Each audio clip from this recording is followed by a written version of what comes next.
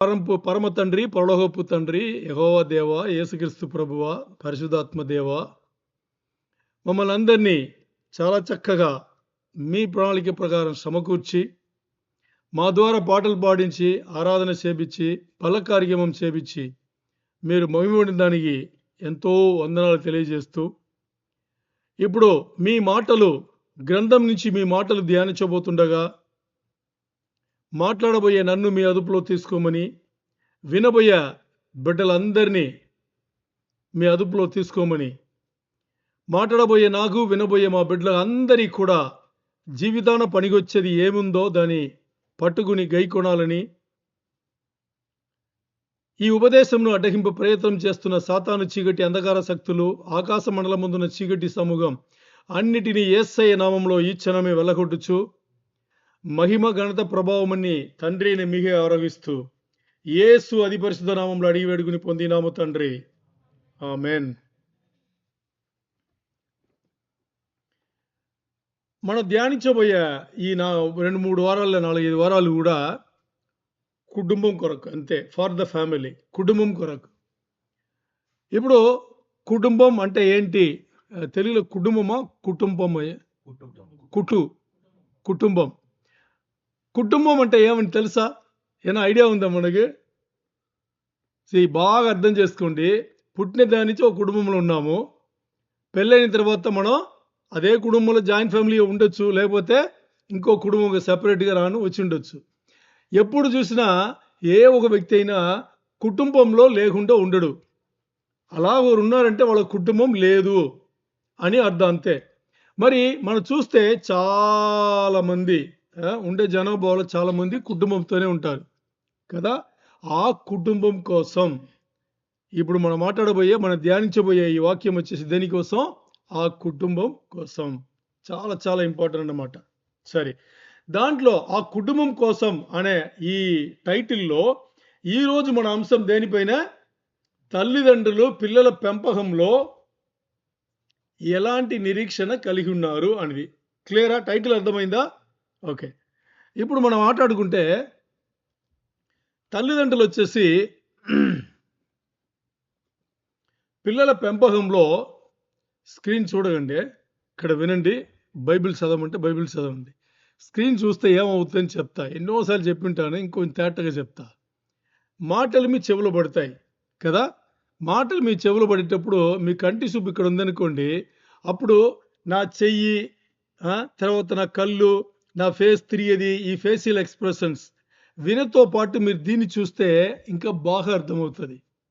Okay, ఇప్పుడు వింటున్నారు, అక్కడ చూస్తున్నారు అనుకోండి, అక్కడ ఇంగ్లీష్లో ఉంటుంది, చదువుతాం, సగం అర్థం అవుతాయి, సగం అర్థం కాదు. సో ఇక్కడ వినేది పోయి అక్కడ చూసేది పోయి మొత్తానికి వాక్యమే పోతుంది. అర్థమైంది కదా మీకు? ఓకే, ఇప్పుడు మీరు మాట్లాడేది అర్థం కాలేదంటే పూర్తి అక్కడే చూడండి, అది అర్థమైతే అక్కడే చూడండి, ఇబ్బంది ఏం లేదు. మొత్తానికి ఇక్కడ గోల్ ఏంటి? మన గోల్ ఏంటి? అర్థం అవ్వాలి, అంతే, వాక్యం అర్థం అవ్వాలి. సరే, తల్లిదండ్రులు పిల్లల పెంపకంలో, పేరెంట్స్ వచ్చేసి పిల్లల పెంపకంలో ఎప్పుడు కూడా 2 పద్ధతులు వాడుతారు. ఒకటి, పిల్లలు వాళ్ళ దగ్గర వచ్చేటప్పుడే ఇది రియాక్టివ్ మోడ్. పిల్లలు వాళ్ళ దగ్గర ఏదైనా పట్టుకొచ్చి మాడేటప్పుడే ఎలర్ట్, ఇది రియాక్టివ్. లేకపోతే పిల్లలు ఏదైనా పట్టుకొచ్చేటప్పుడు ఎందుకు చేస్తావు అంటే మాటలు అయితే ఎంకరేజ్ చేస్తారు. కొంతమంది మాటలు ఎంకరేజ్ చేయరే అనేస్తారు. లేకపోతే కొంతమంది ఏం చేస్తారు, పిల్లలతో మాట్లాడతారు, మరి ఇంకా రియాక్ట్ అవుతారు, ఏమని? కౌంటర్ ఇస్తారనమాట. పిల్లలు ఏదైనా అడిగితే అది వాళ్ళ పిల్లలు అని ఏం చేయాలి? కొంచెం దిగాలి, కొంచెం దిగి దాని దగ్గర సమాధానం చెప్పి అలా ఉంటే అది బాగుంటుంది. అలా లేకుండా ఏం చేస్తారు? మాట్లాడతారు, నువ్వెందుకు అలా చేసావు, నువ్వు అక్కడ తప్పు చేసావు, నువ్వు అలా చేసావు, ఇలా కౌంటర్ ఇస్తారు. ఇప్పుడు పిల్లల పెంపకంలో తల్లిదండ్రులు వచ్చేసి రియాక్టివ్ మోడ్ కాదు, ప్రోయాక్టివ్ మోడ్. ఇది ప్రోయాక్టివ్ మోడ్. ప్రోయాక్టివ్ అంటే నాకు తెలియదు కానీ దాన్ని మీకు ఎక్స్ప్లెయిన్ అయితే చేస్తాను. రియాక్టివ్ అంటే అలా గజిరి మనం పంపించేయడం, అంటే నన్ను వదిలితే చాలు అని చెప్పి అయిపోవడం. ప్రోయాక్టివ్ అంటే పిల్లల స్థానముకు పేరెంట్స్ దిగిపోవాలి. పిల్లలు ఇప్పుడు ఏదో ఒకటి పట్టుకొస్తున్నారు కదా! ఆ సబ్జెక్ట్‌లో మనం దూరిపోయి నేనుంటే ఏం చేస్తానంటే ఈ ఈ మెచ్యూరిటీలో పేరెంట్స్ మెచ్యూర్డ్‌గా ఉంటారు కదా! ఈ మెచ్యూరిటీలో నేనక్కడ ఉంటే దీన్ని ఎలా చేస్తాను అని వాళ్ళ స్థాయి దిగిపోయి వాళ్ళతో మాట్లాడాలి. అప్పుడు ఆ స్థాయి నుంచి మన స్థాయికి వాళ్ళని తీసుకురావాలి. ఎందుకంటే మనం దాన్ని పాస్ చేసే కదా వచ్చాం. సో, పిల్లలతో పిల్లల పెంపకంలో ముందుగా పేరెంట్స్ ఎలా ఉండాలి పెద్దవాళ్ళు, తల్లిదండ్రులు రియాక్టివ్ మోడ్‌లో ఉండకూడదు. ప్రోయాక్టివ్‌గా ఉండాలి. ప్రోయాక్టివ్ అంటే వాళ్ళ వైపు వెళ్లి మాట్లాడి దాన్ని సమర్థించాలి. అది చాలా చాలా ఇంపార్టెంట్. ఓకే. ఇప్పుడు నాకలా తెలీదు. ఏది? నాకలా చేయడం తెలీదు. ఎప్పుడైనా మనం కౌంటర్ ఇవ్వడమే గదా! అంతేనా? మనం మనం ఏం చేసాం స్టార్టింగ్ నుంచి? కౌంటర్ ఇవ్వడమే. ఎవరన్నా కౌంటర్ భార్య అన్నా కౌంటర్ ఇవ్వడమే, పిల్లలన్నా కౌంటర్ ఇవ్వడమే. పక్కనింటి వాడు, పొరుగింటి వాడు ఎవ్వరు తప్పడం ఉండదు. ఎందుకు? ఎందుకంటే మానవుల దగ్గర ఒక గుణగణన ఉంది. ఏం గుణగణన తెలుసా? ఒక క్యారెక్టర్. ఆ క్యారెక్టర్ వచ్చేసి నేనే. నన్నెవరు అధిగమించకూడదు. ఎక్కడున్నా నేనే గెలవాలి అనే ఈ ఈ మనస్తత్వం ప్రతి ఒక్కడికి ఉంది. మీకు ఉంది. నాకు ఉంది. అందుకని మనం ఎప్పుడు రియాక్టివ్ మోడ్‌లోనే పోతాం. ఓకే. ఇప్పుడు ఎలాగని తెలీదు అనేటప్పుడు ఏం చేయాలి? తెలుసుకోవాలి. ఏది? ప్రోయాక్టివ్ మోడ్‌లో పిల్లలతో ఎలా ఉండాలి? వాళ్ళ పెంపకంలో ఎలా దాన్ని సరిచేసుకొని రావాలి అనేది మనం తెలుసుకోవాలి. చాలా చాలా ఇంపార్టెంట్. సరే. నేను ఒక చిన్న సర్వే గురించి మాట్లాడతాను. సరేనా? 1960 తర్వాత 1970 స్టార్టింగ్‌లో అమెరికాలో జరిగిన ఓ సర్వే. సరేనా? అది ఏమని చూసుకొని ఆ తర్వాత ఇప్పుడు మన మన దేశం, మన పిల్లలు, మనం ఎలా ఉన్నామని చూద్దాం. ఒక ఒక సర్వే చేశారు. ఏం చేశారు? ఒక సర్వే చేశారు. ఒక సర్వే చేస్తే ఆ సర్వేలో ఒకటి తేలింది. ఏం తేలిందంటే ఓ ప్రశ్న అడిగారు. ఓ ప్రశ్న అడిగితే ఆ ప్రశ్నలో 10,000 మంది కుటుంబములు అర్థమైందా మీకు? 10,000 ఫ్యామిలీస్ ఆ సర్వేలో పాల్పొంపులు పొందారు.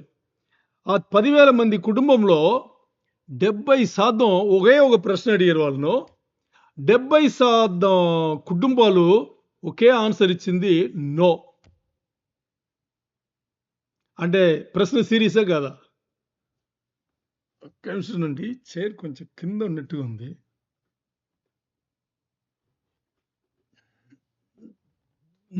ఓకే. సర్వే ఎంతమందితో? 10,000 మంది కుటుంబం. హస్బెండ్ అండ్ వైఫ్ కలిస్తే ఒక కుటుంబం. ఓకే. అలాంటి కుటుంబం 10,000 మంది పాల్పొంపులు పొందితే దాంట్లో ఒకే ఒక ప్రశ్న అడిగారు. ఆ ప్రశ్న అడిగిన దానికి 10,000 మంది ఫ్యామిలీస్ కుటుంబాలున్నారు గదా! దీంట్లో 70% అంటే 7,000 కుటుంబాలు ఆ ఒక ప్రశ్నకి నో. కాదు అని చెప్పింది. ప్రశ్న చాలా సీరియస్ కదా! చాలా పెద్ద ప్రశ్న. ప్రశ్న ఏంటి అంటే ప్రశ్న ఇదే. మరలా ఒక్కసారి ఏది?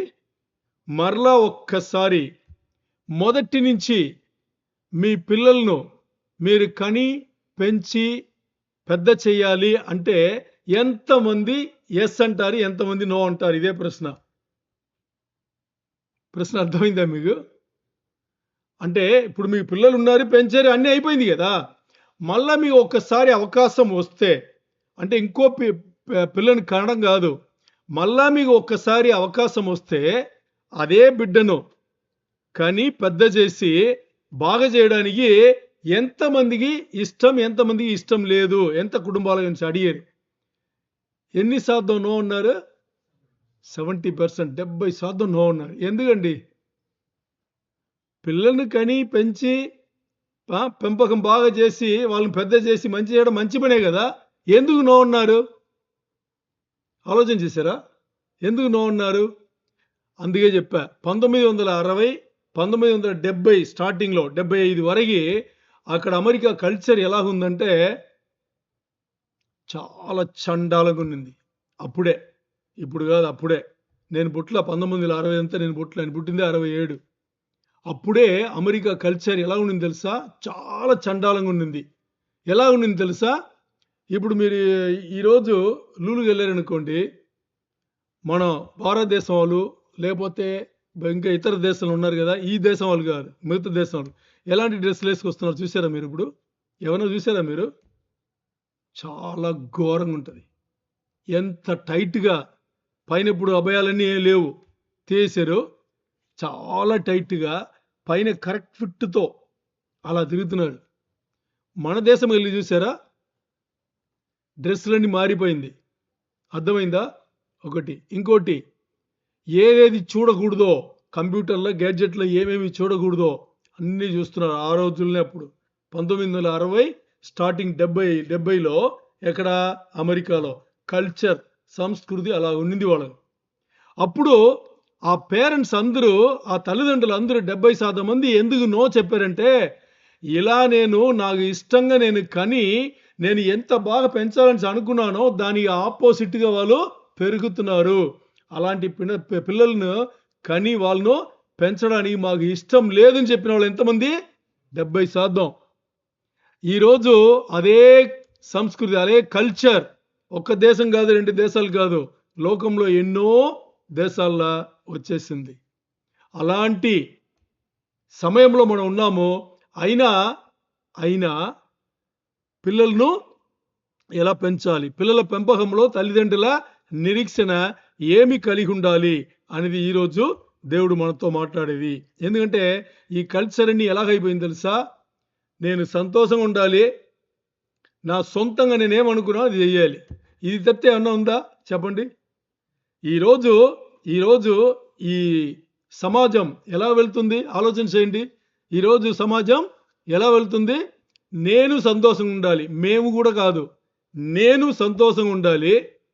తర్వాత నేను ఏం చేసినా నా సొంత దారిలో చేసుకోవాలి, సొంత నిర్ణయాల్లో చేసుకోవాలి. దేవునికి మొదటి వ్యతిరేకత మానవుల నుంచి ఏం తెలుసా? మానవుడు తన సొంత దారిలో సొంత నిర్ణయంతో చేసుకెళ్ళడమే. దేవుడి నుంచి దూరం అవడానికి మొదటి మెట్టు అదే. దేవునికి అది పనికిరాదు. సరే, ఇప్పుడు మనం ఒక 2 అంశములు చూసుకుంటాం. Principal number 1, principal number 2. దాని తర్వాత ఈ తల్లిదండ్రుల అంటే పిల్లల పెంపకంలో తల్లిదండ్రుల నిరీక్షణ ఎలా కలిగి ఉండాలి అనేది మనం మాట్లాడుకుంటాం. మొదటిది వచ్చేసి పిల్లల పెంపకంలో తల్లిదండ్రుల నిరీక్షణ వాళ్ళకి తెలియలేదు అనేటప్పుడు తెలుసుకోవాలి అనేది చాలా చాలా ఇంపార్టెంట్. తెలియకుండా చేసుకోవచ్చా అంటే చేసుకోవచ్చు. మరి తెలియకుండా మనం చేసే పని ద్వారా ఏదన్నా జరిగితే ఏం జరుగుతుంది ఆలోచన చేయండి. జవాబుదారులు మనమే, చేసింది మనమే, మరి ఆ రిజల్ట్ మనకు నచ్చుతుందా? వ్యతిరేకం అవుతుంది. అందుకని తెలుసుకుని చెయ్యాలి. పర్టికులర్గా దేవుని బిడ్డలు తెలుసుకోకుండా చేయనే కూడదు. చాలా చాలా తప్పైపోతుంది. అందుకని మొదటి అంశంలో ప్రిన్సిపల్ నెంబర్ 1లో మనం ఏం చేస్తున్నాము? ఫస్ట్ పిల్లల పెంపకంలో తల్లిదండ్రుల నిరీక్షణ ఏమై ఉండాలి అనేది తెలుసుకోవాలి అనేది మొదటి అంశం. ఎలా అని చూసుకుందాం. ఇప్పుడు పరిశుద్ధ గ్రంథం ప్రకారం దేవుని మాట ప్రకారం పిల్లల పెంపకంలో ఏం చేయాలి అనేటప్పుడు తల్లిదండ్రులు రెండు విషయం ఉండాలి. తల్లిదండ్రులు పిల్లల్ని పెంపకం ఉంది కదా, 2 విషయం ఉండాలి. ఒకటి, దేవుని భక్తి కలిగిన వాళ్ళుగా పెంచాలి పిల్లలను. రెండవది, స్వేచ్ఛగా పెంచాలి. 2 మొదటి అంశంలో మాట్లాడుతున్నాము, చాలా వస్తాయి. ఇది మొదటి అంశం ఏంటి? మొదటి అంశం పిల్లల పెంపకంలో తల్లిదండ్రులు ఎలాంటి నిరీక్షణ కలిగి ఉండాలో అది తెలిసి ఉండాలి. ఇది మొదటి అంశం. ఈ మొదటి అంశంలో బైబిల్ గ్రంథ ప్రకారం ఎలా ఉండాలి? పిల్లల్ని ఎలా పెంచాలి? ఒకటి, దేవుని భయం, భక్తి, దేవునిలో భక్తి కలిగిన వాళ్ళుగా ఉండాలి, పిల్లల్ని పెంచాలి. ఇంకోటి, వాళ్ళను స్వేచ్ఛగా పెంచాలి, ఇండిపెండెంట్గా పెంచాలి అనేది. ఇప్పుడు మనం మాట్లాడిన దీంట్లో 2 ఉంది. ఒకటి, వాళ్ళని ఎలా పెంచాలి? దేవుని పట్ల భయభక్తితో పెంచాలి అనేది ఒకటి. దేవునితో భయభక్తితో పెంచాలి అనేటప్పుడు మనం ఏం చేయాలంటే, ఇప్పుడు ఇక్కడ చూడండి, మార్క్స్ వార్త 8:36 ప్రకారం తీయొద్దు. మార్క్స్ వార్త 8:36లో మాట్లాడినట్టుగా మనం దీని ముందు కూడా చాలాసార్లు మాట్లాడుకున్నాం. ఒకడు ఈ లోకమంతా సంపాదించిన తన సొంత ఆత్మను కాపాడుకోలేదంటే ఏం చేసుకోవాలి? కదా? ఏమైనా ప్రయోజనం ఉందా? ఏమీ లేదు కదా. అందుకని అందుకని సొంత ఆత్మని కాపాడుకోవాలంటే ఎవరు కావాలి? ఎవరు కావాలి? దేవుడు కావాలి. సొంత ఆత్మని కాపాడుకోవాలంటే రక్షణ ఇచ్చే దేవుడు కావాలి కదా. మరి లోకమంతా సంపాదించావు, అన్నీ సమకూర్చుకున్నావు, మరి నీ సొంత ఆత్మను కోల్పోయావు. అందుకే యేసయ్య అడుగుతాడు, ఈరోజు నిన్ను ఈ రాత్రికి నిన్ను రమ్మంటున్నారు, వచ్చేసాయి అంటున్నా, మరి నువ్వు సమకూర్చిందని ఏం చేస్తావు కదా. అది మ్యాటర్. అందుకని భయభక్తి, దేవుడు భయభక్తి చాలా చాలా ఇంపార్టెంట్. తల్లిదండ్రులు పిల్లల్ని పెంచేటప్పుడు ముందు తల్లిదండ్రులు చేయాల్సిన పని ఏం తెలుసా? పిల్లలను దేవునిలో నడపాలి. బాగా అర్థం చేసుకోండి. మీకు చాలా సింపుల్ అనిపిస్తుంది, చాలా విధానంగా మీరు వింటారు. వాళ్ళకి వయసు వచ్చేటప్పుడు వాళ్ళు వాళ్ళు వాళ్ళు అలాగా సర్దుకుంటారు అనేది సీరియస్ మ్యాటర్. పిల్లలు దేవునిలో నడపబడలేదు అనేటప్పుడు it is a serious matter. పిల్లలు దేవుళ్ళో నడపబడాలి, దానికి తల్లిదండ్రులు నిరీక్షణ కలిగి ఉండాలి. చాలా చాలా ఇంపార్టెంట్. ఎందుకంటేప్పుడు పిల్లలు తన సొంత పిల్లల గురించి మాట్లాడుతున్నా, మన సొంత పిల్లల గురించి మాట్లాడుతున్నా. మన పిల్లలు రక్షణలో నడపబడలేదు అనే దీనికన్నా పెద్ద బాధ మనకన్నా ఉంటుందా? ఆలోచన చేయండి. పిల్లలు, మన పిల్లలే దేవుళ్ళు రాలేదు, రక్షణలో నడపబడలేదు. ఓకే, చదివించారు, ఆ డిగ్రీ ఈ డిగ్రీ అది ఇది భయంకర చదివించారు, పెద్ద కంపెనీలో పెద్ద పెద్ద జాబు తీసుకున్నారు, వాళ్ళేదో పెద్ద కార్లు నడుపుతున్నారు, మంచి జీతం వస్తుంది. 6 డిజిట్ల జీతం ఎంతని తెలుసా మీకు? 6 డిజిట్ల జీతం అంటే ఎంతని తెలుసా? 1,00,000 పైన. 5 డిజిట్ల వరకు 1,00,000 రూపాయల, 99,000 కదా. 5 డిజిట్లు 99,999 వరకు 5 డిజిట్లే. ఒక్కటి ఆడైంది అనుకోండి 6 డిజిట్ వస్తుంది. 6 డిజిట్ వచ్చేప్పుడు లక్షల్లో పోతాయి కదా. ఓకే, 10 లక్షలు, 20 లక్షలు, 30 లక్షలు, 40 లక్షలు, 50 లక్షలు మీరు జీతానికి మీ అమ్మాయిల్ని చదివించారు, అన్ని చేశారు, అన్ని వస్తుంది, రక్షణ లేదు. హలో, రక్షణ లేదు. మ్యాటర్ సీరియసా కాదా? అది ఓకే. అలాగే మీరు పెద్ద పెద్ద చదువులు లేదు, పెద్ద పెద్ద జాబులు లేదు, మనంతా మనకు ఒక జీవితం ఉంది, మరి దేవునితో సత్సంబంధం కలిగి రక్షణ ఉంది మీ పిల్లలకు. దీనికైనా సంతోషం ఏమైనా ఉందా? ఆలోచన చేయండి. నేను ఇది చెప్పేటప్పుడే చాలామంది లోపల అలాగా వెళ్తుంటుంది, ఏమని, ఏమైనా ఒక జాబ్ లేకుండా, ఒక ఇన్కమ్ లేకుండా ఎలా అని ఉంటుంది. నేను అనేది, దేవుడు మనతో మాట్లాడేది, జాబు లేకుండా చదువు లేకుండా ఉండమని ఎవరు చెప్పలా? దేవుని సిద్ధ ప్రకారం మీరు చేస్తున్నారా అనేది ఇక్కడ క్వశ్చన్.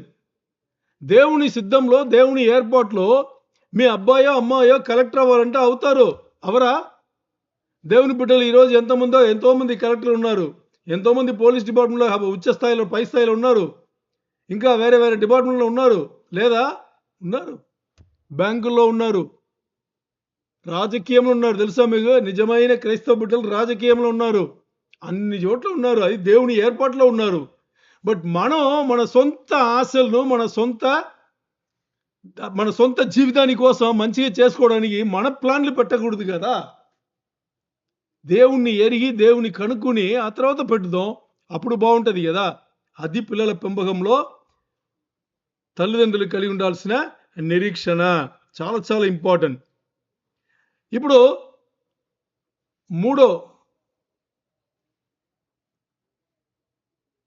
యోహాన్ పత్రిక తీయద్దు, 3వ యోహాన్ పత్రిక, దీన్ని ఎలా చెప్పాలి?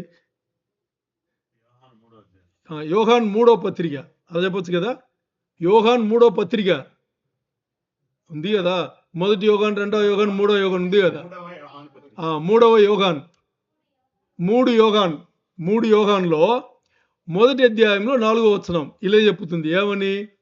తల్లిదండ్రులకి పిల్లలు రక్షణ రూపంలో వస్తే దానిలో కలిగే సంతోషం ఉందా, అంత సంతోషం. అలాగే వాళ్ళు పాపంలో పడిపోయి రక్షణ కోల్పోయి అలా జీవించారనుకోండి, అది ఎలా ఉంటుంది ఆలోచించండి. పెద్దవాళ్ళకి తల్లిదండ్రులకు ఎలాగుంటుంది? దానికన్నా అక్కడ చనిపోయిన తర్వాత నరకం వెళ్ళాల్సిన వారు ఇక్కడే నరకం చూస్తాం మనం. పిల్లల రక్షణ కోల్పోయి దేవుని మార్గంలో నడవలేదంటే ఇక్కడే నరకం చూస్తాము. చాలా చాలా ఇంపార్టెంట్. తర్వాత పిల్లల పెంపకంలో తల్లిదండ్రులు ఎలాంటి నిరీక్షణ కలిగి ఉండాలి? వాళ్ళను స్వేచ్ఛగా స్వేచ్ఛగా వాళ్ళు తిరిగే అలాంటి ఒక పెంపకం ఉండాలి. అంటే దాని ఏమర్థం అంటే దేవుడు వాక్య ప్రకారం ఏం చెప్తున్నాడు? 5-14 5-6 సంవత్సరముల నుంచి 14 సంవత్సరం లోపల ఆ పిల్లలకు ఏది మంచి ఏది చెడు అని తెలుస్తుంది.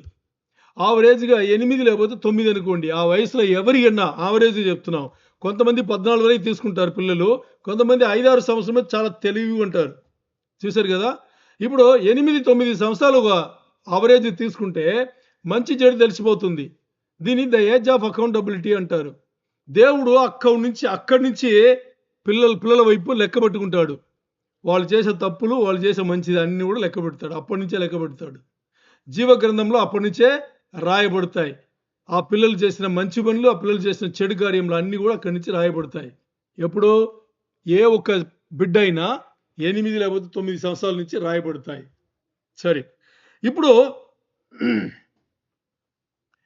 పిల్లలను తల్లిదండ్రులు స్వేచ్ఛగా పెంచాలి అంటే దేంట్లో అంటే 2 విషయములలో.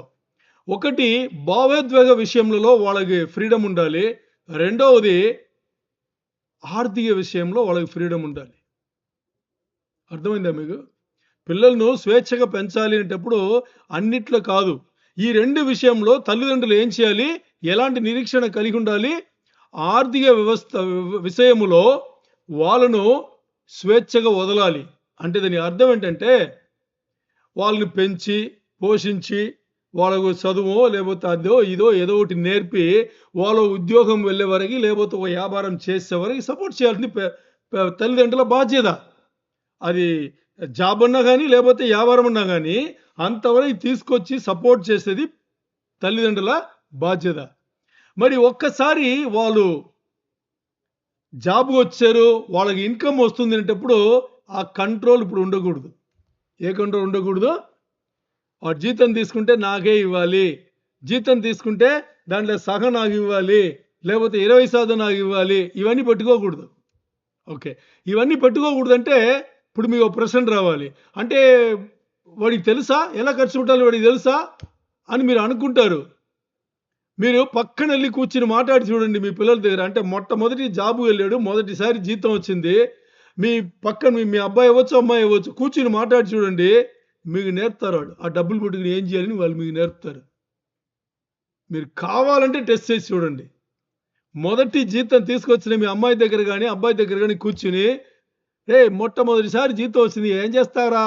ఏం చేస్తావమ్మా?" అడిగి చూడండి. వాళ్ళ దగ్గర 50 సంవత్సరాలకి ప్లాన్ ఉంటది. ఎన్ని సంవత్సరాలకి? ఫర్దర్ 50 సంవత్సరాలకి వాళ్ళు తీసుకోబోయే జీతానికి వాళ్ళ దగ్గర ప్లాన్ ఉంటది. స్వేచ్ఛ ఇవ్వాలి. ఆర్థిక విషయంలో స్వేచ్ఛ ఇవ్వాలి. రెండవది భావోద్వేగ విషయంలో ఫైనాన్షియల్ అండ్ ఎమోషనల్ మ్యాటర్స్ ఏం చేయాలి? స్వేచ్ఛ ఇవ్వాలి.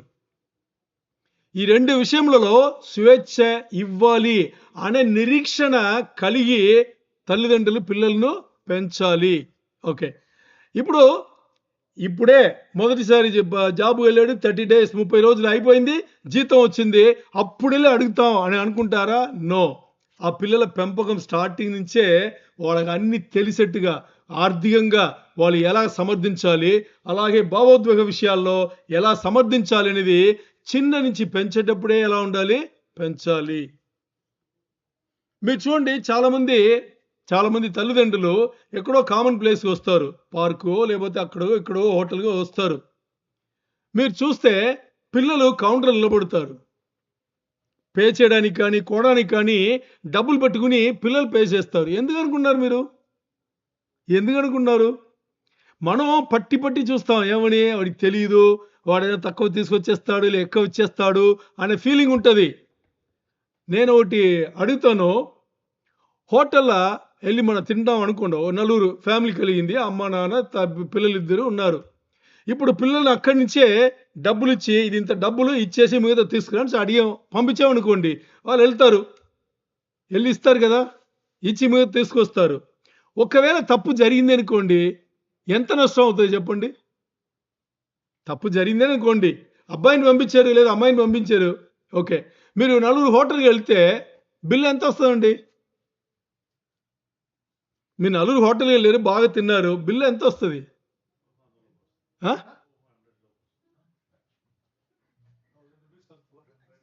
ఆయన రియాల్లో మాట్లాడుతున్నారు, మీరు రూపీస్లో మాట్లాడుతున్నారు. ఓకే, ఓకే, ఆవరేజ్ 2000 అనుకుందాం, సరేనా?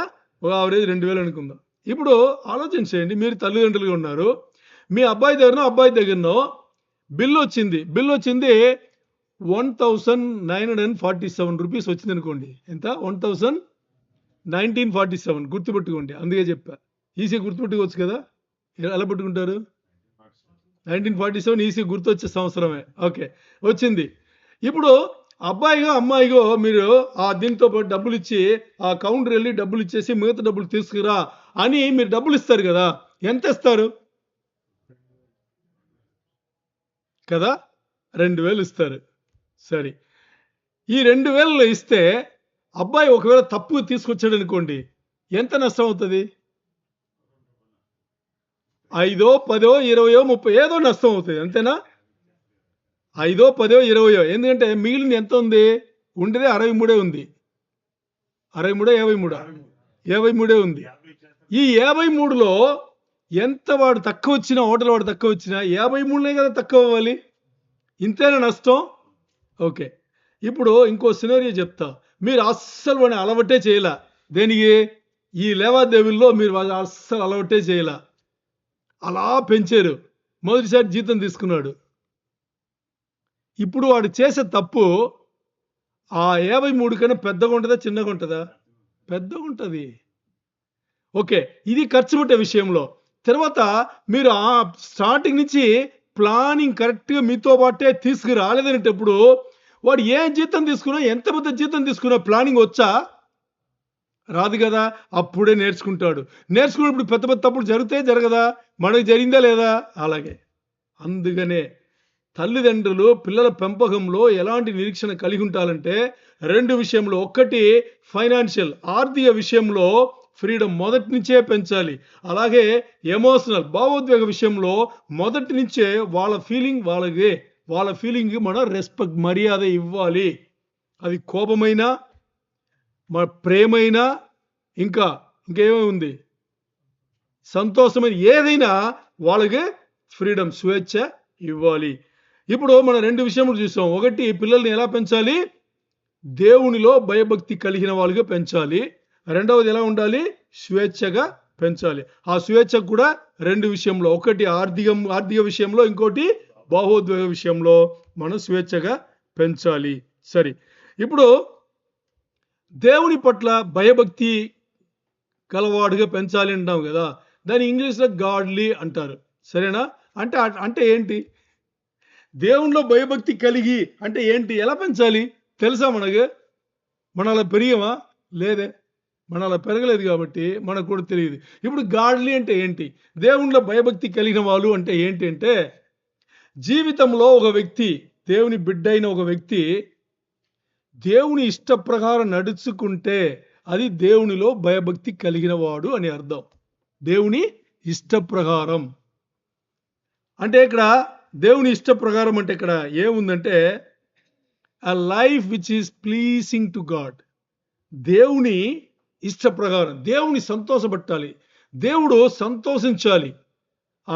ఈ బిడ్డ జీవితంలో నన్ను మహిమపరుస్తున్నాడని దేవుడు సంతోషించాలి. అలాంటి జీవితం ఎవరైతే జీవిస్తారో వాళ్ళు గాడ్లీ, వాళ్ళు దేవునిలో భయభక్తి కలిగి ఉన్నారు అని అర్థం. చాలా చాలా ఇంపార్టెంట్. దీనికి ఏం చేయాలి అనేటప్పుడు దేవుడు సంబంధించిన కొన్ని విషయములు ఉన్నాయి కదా, దాన్ని వాళ్ళ రూపల పెట్టాలి. ఎవరి రూపల పెట్టాలి? పిల్లల రూపల పెట్టాలి. దానే ఇంగ్లీష్లో కన్విక్షన్స్ అండ్ వాల్యూస్ అంటారు. ఏమంటారు? కన్విక్షన్స్ అంటే మన డిక్షనరీలో చూస్తే నమ్మకం అని ఉంటుంది. ఏమని ఉంటుంది? గ్రేట్ ట్రస్ట్ అని ఉంటుంది కన్విక్షన్స్ అంటే. మరి మనం మాట్లాడేది దాని కింద పైనే. కన్విక్షన్స్ అంటే దాని ఏమర్థం అంటే, దేవునిలో వాళ్ళు పట్టబడాలి. ఇది దేవునిలో వాళ్ళు పట్టబడాలి. మీరు దావీదు జీవితం చూసుకోండి. నేను ఉదాహరణ కోసం చెప్పలేదు. దావీదు జీవితమును చూసుకుంటే ఎడారిలో దీన్ని ఆ సమయం నుంచి దేవుని తప్పితే ఎవరన్నా పట్టుకున్నాడా దావీదు? దావీదు తన జీవితంలో ప్రతి చోట్ల దేవుడే. ఎందుకు తెలుసా? దేవుని వల్ల పట్టబడ్డాడు. అంటే తన ఏం చేసినా తన దృష్టి మొత్తం దేవునిలోనే పెట్టాడు. సంతోషించేటప్పుడు దేవునిలోనే ఉన్నాడు, కోపపడేటప్పుడు దేవునిలోనే ఉన్నాడు, పాపం చేసేటప్పుడు కూడా దేవునిలోనే ఉన్నాడు. అన్నిట్లో దేవుణ్ణే పెట్టాడు. అంటే దానికి అర్థం ఏంటి? దేవునిలో పట్టబడ్డాడు అంటే దానికి ఏమర్థం అంటే దేవుడు వచ్చి పట్టుకున్నాడా? కాదు, దేవుణ్ణి దావీదు పట్టుకున్నాడు. ఇది దేవునిలో పట్టబడిన వాడు అంటే దానికి ఏమర్థం అంటే దేవుడు అలాంటి వాళ్ళను ప్రత్యేకపరిచి ఏర్పరిచి పట్టుకున్నాడు. అది కాదు, మానవులు పట్టుకున్నారు. ఎందుకంటే దేవుడు మానవులకు స్వేచ్ఛ సంకల్పం ఇచ్చాడు. నిర్ణయం తీసుకునే ఆ కెపాసిటీ దేవుడు ఎవరికి ఇచ్చాడు? మానవులకు ఇచ్చాడు. దావీదు పనిచేశాడు. మరి దావీదుతో పాటు ఇంకో 11 మంది ఉన్నారు, అన్నదమ్ములు. ఉన్నారా లేదా? ఎంతమంది? ఎంతో మందిలే ఉన్నారు కదా. వాళ్ళందరూ ఉన్నారు. వాళ్ళెవరన్నా పట్టబడ్డారా? లేదే. దావీదు ఒక్కడే పట్టబడ్డాడు. ఎందుకు? దావీదుకి ఇష్టం. 150 అధ్యాయం ఉండవు పుస్తకం ఉంది బైబిల్లో. ఏంటి? కీర్తన. ఎన్ని రాశాడు?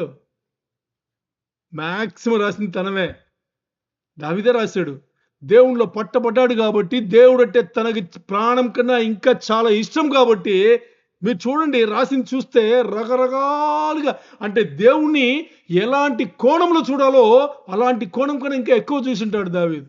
ఎందుకు చూశాడు? మిగిలిన వాళ్ళు ఎందుకు చూడలేకపోయారు? ఎందుకంటే దేవునిలో పట్టబడ్డాడు. దాని కన్విక్షన్స్ అంటారు. ఏమంటారు? కన్విక్షన్స్. ఇంకోటి విలువలు. అలాంటి కన్విక్షన్స్ కానీ, పట్టబడడం కానీ, లేకపోతే విలువలు కానీ వాళ్ళు తీసుకోవడానికి తల్లిదండ్రుల పెంపకంలో నిరీక్షణ కలిగి ఉండాలి. తల్లిదండ్రులు కలిగి ఉండాలి. పిల్లలు మనం ఏమి చేయకుండా కని వదిలినా పిల్లలే కదా, వాళ్ళు అలా ఎదుగుతారు, వస్తారు, ఏదో ఒక రంగు వస్తారు.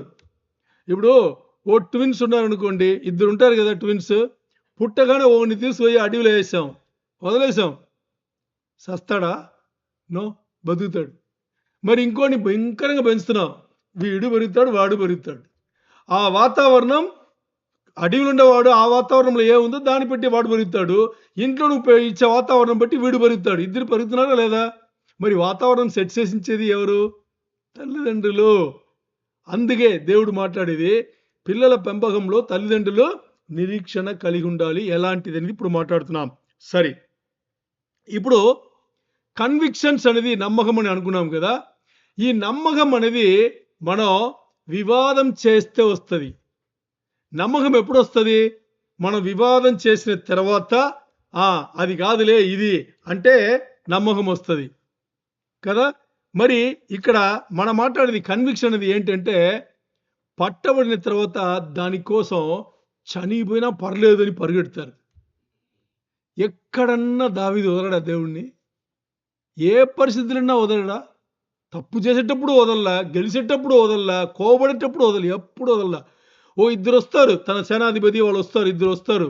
దావీదు వచ్చి, దావీదు నీ గురించి వాడు చూడు, అడ్డగాడిదవాడు, వాడు పనిరాని వాడు ఇలా మాట్లాడుతున్నాడు, నీ గురించి చండాలంగా మాట్లాడుతున్నాడు అంటే ఇప్పుడు దావీదు ఏం చెప్పాడు తెలుసా? దావీదు ఇప్పుడు అనుకుంటే వేసేండ్రా అంటే వేసేస్తారు, అంతే, అయిపోయింది. ఒక్క మాట వేసేండ్రా అనాలి. దావీదు ఏం చెప్పాడు తెలుసా? నా యెహోవా వాళ్ళకి అనుమతి ఇవ్వలేదంటే వాళ్ళు అలా మాట్లాడతారా అన్నాడు. చూసారా? ఎవడో ఒకడు తిడుతున్నాడు, తిట్టేవాడిని వెళ్ళి ఏ శిక్ష చేయాలో ఇవ్వచ్చు. దాని బదులు ఏం చెప్తున్నాడు? దేవుని ఉత్తరవాదం అది. దేవుడు ఒప్పుకోలేదంటే వాడు అలా మాట్లాడతాడా? వదిలే, తర్వాత చూసుకుందాం అంటున్నాడు. అంటే ఎందుకు చెప్తున్నాడంటే చిన్న విషయం కన్నా, లేదు బత్సబా కూడా తప్పు చేశాడు కదా, నాతాను వచ్చి మాట్లాడాడు. నాతాను వచ్చి మాడెప్పుడు విర్రవి చెప్పడా? ఎవ్వడని చెప్పు ఇప్పుడే. ఏది నాతాను చెప్తున్నాడు, కథ చెప్తున్నాడు. చెప్పు ఎవడని చెప్పు అన్నాడు. నువ్వేనంటే ఇప్పుడు ఏం చేశాడు? తప్పు చేశాను అని ఒప్పుకున్నాడు. దేవుడి దగ్గర వెళ్ళాడు. నాతాను దగ్గర సమాధానం మాట్లాడలా, తప్పు చేశాను నుంచి ఒప్పుకుని, అదే కన్విక్షన్స్. అర్థమైందా? అంటే దేవునిలో పట్టబడడం అంటే నువ్వు మంచి చేసినా చెడు చేసినా దేవుని ముందు పెట్టే చూసి ఒప్పుకోవడం, అది కన్విక్షన్స్. దేవునిలో పట్టబడడం అని అది. దావీదు తన జీవితంలో ప్రతి చోట్ల అదే పని చేశాడు. సో ఇక్కడ కన్విక్షన్స్ అనేది ఏంటంటే ఒక విషయంలో పట్టబడిన తర్వాత దానికోసం ప్రాణమైనా పర్లేదు నేను వదలను అనేది. మరి నమ్మకం అనేది ఏంటి? నమ్మకం అనేది వివాదం తర్వాత, అంటే మరి మాట్లాడి ఓకేలే పర్లేదులే అని చేసుకునేది నమ్మకం. ఓకే, ఇప్పుడు పట్టబడిన దానికి దేవునిలో పట్టబడిన వాళ్ళు ఉన్నారు కదా, అలాగ బైబిల్ ఎవరైనా ఉన్నారా? ఉన్నారా లేదా? ఎవరు? యోసేపు అన్నారు కదా, పౌలు. యోసేపు ఏం చేశాడు చూసారా? యోసేపు 1-2 విషయాలు మాట్లాడుతాం యోసేపు గురించి. ఎక్కడ వదల్లా. అన్నదమ్ములు అందరూ కలిపి ఒక గుట్టలో పడేశారు కదా. గుట్టలో పడేటప్పుడు ఓ మాట అడిగిండొచ్చు యోసేపు, ఏమని? రే నన్ను పైకి వేసుకుండ్రా, రేపటి నుంచి నేను నాన్న దగ్గర ఏం చెప్పిండొచ్చు కదా. చెప్పాడా? చెప్పలా. నేను పైకి లేపండిరా, నేను రేపటి నుంచి మీరు ఏమన్నా చేసుకుంటారా, నేను నాన్న దగ్గర చెప్పను అని ఒక మాట చెప్పింటే వాళ్ళు లేపేవాళ్ళు. అనలేదే. తర్వాత పొటిఫార్ భార్య, వీడు కురవుడే, పొటిఫార్ భార్య తప్పు చేశాడా? అవకాశం ఉంది కదా, ఎవరికి తెలుస్తుంది? పోనీ తనమే చేశాడా? లేదు. అవకాశం వస్తుంది, చేశాడా? లేదే. పారిపోయాడు. ఎలా పారిపోయాడు తెలుసా? వాడికి బాగా తెలుసు, నేను పారిపోయినా ఇది రగల చేస్తుంది, ఇది ప్రాబ్లం చేస్తుంది, డ్రామా చేస్తుంది, నేను 80 రూపాయలు వెళ్తానని తెలుసు, అయినా పారిపోయాడు. ఎందుకు? దేవునిలో పట్టబడ్డాడు కాబట్టి పారిపోయాడు. దేవుని కోసం నిలబడుతారు. ఎవరైతే కన్విక్ట్ అయ్యారో, ఎవరైతే దేవునిలో పట్టబడారో వాళ్ళు దేవుని కోసం నిలబడుతారు. ఇంకా నెబుకద్నెజర్ పెద్ద ఫర్నేస్ కట్టాడు. దేనికి కట్టాడు? ఓ 3 రూపాయలు వేయడానికి. కట్టాడా లేదా? ఓకే, నెబుకద్నెజర్ సామాన్యమైన వ్యక్తి, చక్రవర్తి? మహాచక్రవర్తి కదా. మహాచక్రవర్తి ఈ పనిష్మెంట్ ఇచ్చేటప్పుడు 3 హీరోలు ఎవరు? షడ్రక్, మెషక్, అబేద్నెగో. 3 ఏం చెప్పారు తెలుసా? నువ్వు వేసుకో, నువ్వు ఫర్నేస్లో వేయాలంటే వేసుకో, మాకేం భయం లేదు, మా దేవుడు మమ్మల్ని కాపాడుతాడు అన్న వాళ్ళు దాంతో ఆపలా. ఏం చెప్పారు తెలుసా? దాంతో ఆపలా. ఒక్కవేళ మా దేవుడు రాలేదన్నా, ఏమన్నారు వాళ్ళు? ఒక్కవేళ మా దేవుడు రాలేదన్నా మాకు దాని గురించి చింత లేదు, వేసుకోన్నాడు.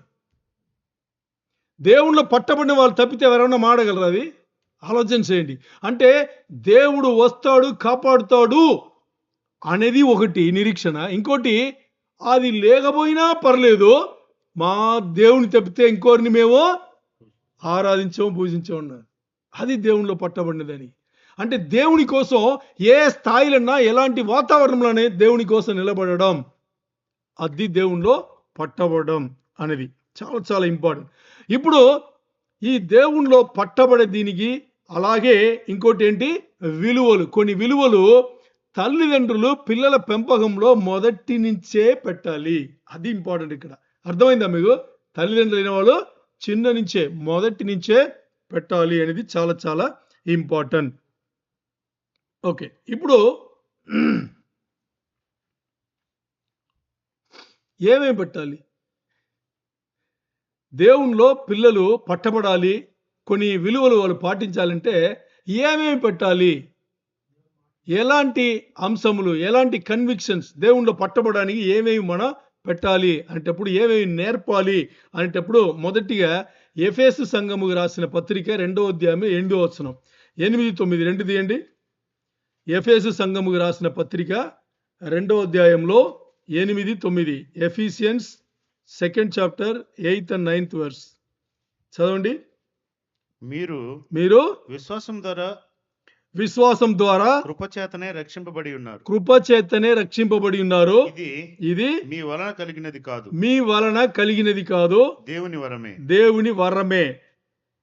9 అది అది క్రియల వల్ల కలిగినది కాదు గనుక క్రియల వల్ల కలిగినది కాదు గనుక ఎవడును అతిశయపడ వీలు లేదు. అతిశయపడ వీలు లేదు. మీకు అర్థమైంది అనుకుంటా. వినండి, ముందుగా మొట్టమొదటిగా తల్లిదండ్రులు పిల్లల పెంపకంలో పిల్లలకి ఇవ్వవలసిన ఒక పునాది సంబంధమైన విషయం ఏం తెలుసా? రక్షణ అనేది విశ్వాసం వలన కలిగింది.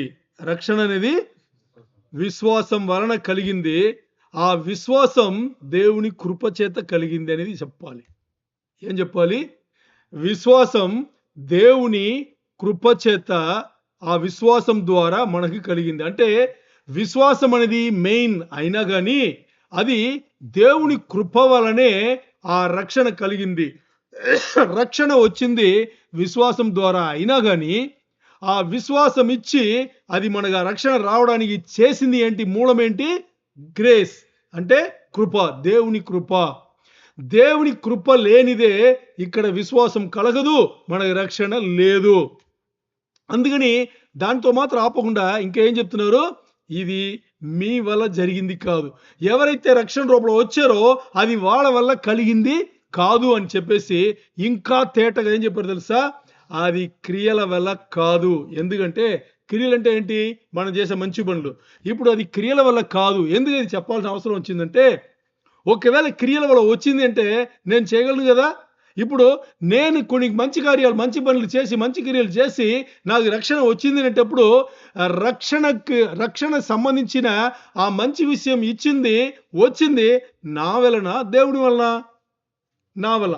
నా మంచి కార్యాలు చేసి జీవితంలో నేను చేసే కొన్ని మంచి కార్యాల వల్ల నాకు రక్షణ వచ్చింది అని ఉంది అనుకోండి. అప్పుడు ఆ రక్షణకి సంతోషపడేది నాకు నేనే రక్షణ తీసుకున్నాను అని మాట్లాడతాం కదా. అలా మాట్లాడకూడదనే 9వ వచనం క్లియర్గా చెప్పింది. రక్షణ అనేది క్రియల వల్ల కలిగేది కాదు. ఎందుకంటే అలా క్రియల వల్ల కలిగితే ఎవడికి వచ్చిందో వాడేం చేస్తాడు? నా వల్లనే వచ్చిందని చెప్పేసి వాడు హెచ్చించుకుంటాడు. దానికి వీలు లేదు అని కొట్టివేశాడు పౌలు. ఏం చెప్పాడు? ఒక వ్యక్తి ద్వారా తన కోసం రక్షణ రాదు అనేది నీ కొట్టివేశాడు. ఎందుకంటే అది నువ్వు చేసే పనుల ద్వారా కానే కాదు. దేని ద్వారా వచ్చింది? దేవుని కృప చేత. దేవుని కృప వలన విశ్వాసం మూలం విశ్వాసం. మరి ఆధారం ఏంటి? విశ్వాసం మూలంగా. ఏ విశ్వాసం? మనం యేసయ్య శిలువ మరణంలో విశ్వాసం పెడితే మనకు రక్షణ వస్తుంది. మరి అలా ఇచ్చింది ఎవరు అంటే దేవుడు. దేవుని కృప చేత అలాగ యేసయ్యను పంపించాడు. లేకపోతే దేవుని కృప లేకపోతే యేసయ్య వస్తాడా? లేదు కదా. అక్కడ కృప ఇంపార్టెంట్. అందుకని ఈ పునాది కలిగిన ఈ సంబంధించిన ఈ విషయం వచ్చేసి తల్లిదండ్రులు ఏం చేయాలి? పిల్లలకు ఇవ్వాలి. ఎందుకంటే దేవునిలో భయభక్తి కలిగి పిల్లల్ని పెంచాలి అంటున్నాం కదా. ఆ భయభక్తి రావాలి అంటే ముందుగా ఏం తెలియాలి? దేవుని కృప వల్ల ఏమైంది? దేవుని కృప వల్ల విశ్వాసం మూలంగా మనకి రక్షణ వచ్చింది అనేది తల్లిదండ్రులు పాటిస్తున్నారు. దానే ఏం చేయాలి? పిల్లలకి చిన్న నుంచే బోధించాలి. చాలా చాలా ఇంపార్టెంట్. అలాగని ఆ కృప ఉంది అని చెప్పేసి మన పాపం చేస్తూనే ఉండొచ్చా? దేవుని కృప ఉంది కదా, పాపం చేస్తూనే ఉండొచ్చా? చేయకూడదు. అందుకే రోమా 6:1 చదవండి. రోమా 6:1-2. రోమా 6వ అధ్యాయంలో మొదటి 2 వచనంలో అలాగైనా ఏమందుము కృప విస్తరింపవలనని పాపమందు నిలిచియుందుమా అంటే దేవుడు కృపనిస్తున్నాడు అని చెప్పేసి పాపం చేస్తూనే ఉంటే దేవుని కృప ఉంది కదా అని పాపం చేస్తూనే ఉంటామా? ఉండకూడదు కదా. ఇంకా అట్లా అనరాదు. పాపము విషయమై చనిపోయిన మనము ఎక్కడ చనిపోయాం? యేసయ్య శిలువ కార్యంలో శిలువ మరణం పొందేటప్పుడే మన పాపాలను ఆయన తీసుకుని ఏం చేశాడు? ఆయన పైన వేసుకుని మరణించాడు. కాబట్టి పాపముల విషయములో మనం ఆల్రెడీ మరణించాము. అంటే ఇంకా పాపం చేయడానికి మనం అక్కడ లేదు. పాపానికి మనం మృతులయ్యాము. ఏది? పాపానికి మనం మృతులయ్యాము. ఇంకా చనిపోయిన మనము పాపముకు చనిపోయిన మనము ఇక మీదట ఎలాగూ దానిలో ఎలాగా పాపం చేసి జీవించలేము కదా. పాపముకు మనం మరణించాము. ఎందుకు? యేసయ్య పైన విశ్వాసం పెట్టాం కాబట్టి, ఆ విశ్వాసం ఏం చేసింది? యేసయ్య మన పాపములను తీసుకుని సిలువలో కొట్టివేశాడు. అది. అందుకని ఒక నిజమైన కృప మనకు ఏం బోధన చేస్తుందంటే, దేవుని భయభక్తి కలిగిన ఆ జీవితం, లేని జీవితం ఉంది కదా, దేవుని పైన భయభక్తి కలిగి ఉండే ఆ లేని జీవితం ఉంది కదా, దాన్ని గాని లోక ఆకర్షణలు గాని దూరం చేస్తుంది. బాగా అర్థం చేసుకోండి.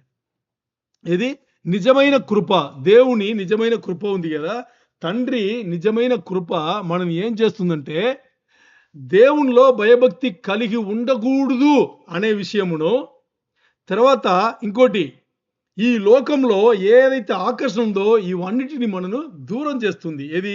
దేవుని కృప. అప్పుడు మనం తప్పు చేస్తామా? పాపములు జీవిస్తామా? జీవించము. అది చాలా చాలా ఇంపార్టెంట్. మరి దేవుని నిజమైన కృప దేనికి దోహదపడుతుందంటే, మన నీతివంతమైన ఒక జీవితం జీవించడానికి, విలువ కలిగిన జీవితం జీవించడానికి మనకు దేవుని కృప దోహదపడుతుంది. తీతు పత్రిక 2వ అధ్యాయంలో 11, 12 చదవండి. ఎలయనగా సమస్త మనుషులకు రక్షణకరమైన, చూసారా మీరు? సమస్త మనుషులకు రక్షణకరమైన దేవుని కృప. ఆపండి. పత్రిక ఎంత బాగా మాట్లాడుతుందంటే, రక్షణ అనేది అందరికీ ఉంది. దేని వల్ల ఉంది? దేవుని కృప వల్ల. ఇంకోసారి చదవండి. ఎలయనగా సమస్త మనుషులకు, బాగా వినండి, సమస్త మనుషులకు రక్షణకరమైన దేవుని కృప ప్రత్యక్షమై, సమస్త జనములకు రక్షణకరమైన దేవుని కృప ప్రత్యక్షమై, మనము భక్తిహీనతను ఇహలోక సంబంధమైన దురాశలను విసర్జించి శుభప్రదమైన నిరీక్షణ నిమిత్తము అనగా మహాదేవుడును మన రక్షకుడునైన యేసుక్రీస్తు మహిమ యొక్క ప్రత్యక్షత కొరకు ఎదురు చూచుచు ఈ లోకంలో చూడండి, స్వస్థ బుద్ధితోను నీతితోను భక్తితోను బతుకుచుండవలనని బోధించుచున్నది. అది ఇంపార్టెంట్ అండి. అందుకని దేవుని కృప మనని ఏం చేస్తుంది చూడండి. మనం ఎంత పెద్ద తప్పు చేస్తున్నామంటే, దేవుని కృప విశ్వాసం మూలంగా రక్షణ ఇచ్చింది. అయిపోయింది పని. దేవుని కృప, అత్యధికమైన దేవుని కృప అది ఇచ్చేసింది. అది ఇచ్చిన దానివల్ల మనం ఎంత మంచిగా ఈ లోకంలో జీవించాలి అనేది కూడా వాక్యం చెప్పింది. దేవుడు చెప్పేశాడు. దీని అస్సలు ఏం పట్టించుకోకుండా మనం ఏం చేస్తున్నాం? ఈ లోకంలోనే అన్నీ ఉన్నాయి, ఈ లోకం శాశ్వతం అన్నట్టుగా మనం ఏం చేస్తున్నాం? జీవించుకుని వెళ్తున్నాము. అది కాదు. మన అలాంటి జీవితంలో ఉండేటప్పుడు ఆలోచన చేస్తే, మన పిల్లలు, మనమే అలాంటి జీవితం ఉండేటప్పుడు మన పిల్లలకు మనం ఏం నేర్పుతాం? మన ఏ జీవితంలో ఉన్నాం అదే కదా నేర్పుతాం. అదేనా నేర్పేది? అందుకే మనం అలా తయారవుతున్నాం, మన పిల్లలు కూడా అలా తయారవుతున్నారు. అందుకని ఏదైనా కానీ దేవునికి సంబంధించిన విషయములు పిల్లలకి చెప్పేటప్పుడు చాలా సింపుల్గా, చాలా సులభంగా వాళ్ళకి చెప్పి వాళ్ళని ఏం చేయాలి? దేవునిలో పట్టబడేట్టుగా మనం చేయాలి. చాలా చాలా ఇంపార్టెంట్ అది. అందుకని కృప ఉంది కదా అని చెప్పేసి కంటిన్యూగా పాపం చేయడానికి లేదు. కృప ఉంది కదా అని కంటిన్యూగా పాపం చేయడానికి లేనే లేదు. ఎందుకంటే దేవుని కృప మనకు బోధించేది దేవునిలో ఎలా భయభక్తి కలిగి ఉండాలి, తర్వాత ఈ లోకం నుంచి ఎలాగా దూరం అవ్వాలి అనేది నేర్పుతుంది. అది చాలా చాలా ఇంపార్టెంట్. ఇది పిల్లలకు తల్లిదండ్రులు వాళ్ళ రూపంలో పెట్టాల్సిన విషయములు ఇది. తర్వాత కొన్ని విలువలు కన్విక్షన్స్ అండ్ వాల్యూస్ అన్నాం కదా. ఇప్పుడు విలువలు అనేటప్పుడు జీవితంలో వాళ్ళకు ఏది ముందు ఏది తర్వాత అని నేర్పాలి. ముందు వాళ్ళ జీవితంలో దేవుడు, వాళ్ళ జీవితంలో రెండవది రావాల్సింది కుటుంబం, వాళ్ళ జీవితంలో మూడవది రావాల్సింది సంబంధాలు. ఇది నాకు బోధించే ఇలాగా. ఓకే, మీకు ఇలాగే ఉండాలా? నో. ముందు దేవుడు అనేది మీకు కూడా ఉండాలి. రెండవది స్థానంలో నేను కుటుంబాన్ని పెట్టాను. మూడో స్థానంలో నేనేం చేశాను? సంబంధాలు, రిలేషన్షిప్ పెట్టాను. మరి మొదటి స్థానం అందరికీ ఒకటే, దేవుని బిడ్డలకి దేవుడే ఉండాలి. రెండవ స్థానంలో మీరు ఏమన్నా పెట్టుకోవచ్చు. మీ జీవితంలో ఏది మీకు ముఖ్యంగా అనిపిస్తుందో అది మీరు పెట్టుకోవచ్చు. మూడో స్థానంలో మీరు ఏమన్నా పెట్టుకోవచ్చు. నేను మాట్లాడేది నా కుటుంబం, నా విషయంలో నేను మాట్లాడుతున్నా. నా కుటుంబంలో, నా విషయంలో, నా దేవుని జీవితంలో ముందుగా నేను ఎవరిని పెడుతున్నాను, నేను పెట్టుకున్న వాల్యూ ఏంటి, ముందుగా నేను ఎవరికి విలువిస్తున్నాను, దేవునికి. రెండవది దేనికి విలువిస్తున్నాను, నా కుటుంబానికి. మూడవది దేనికి విలువిస్తున్నాను, రిలేషన్షిప్, సంబంధాలకి.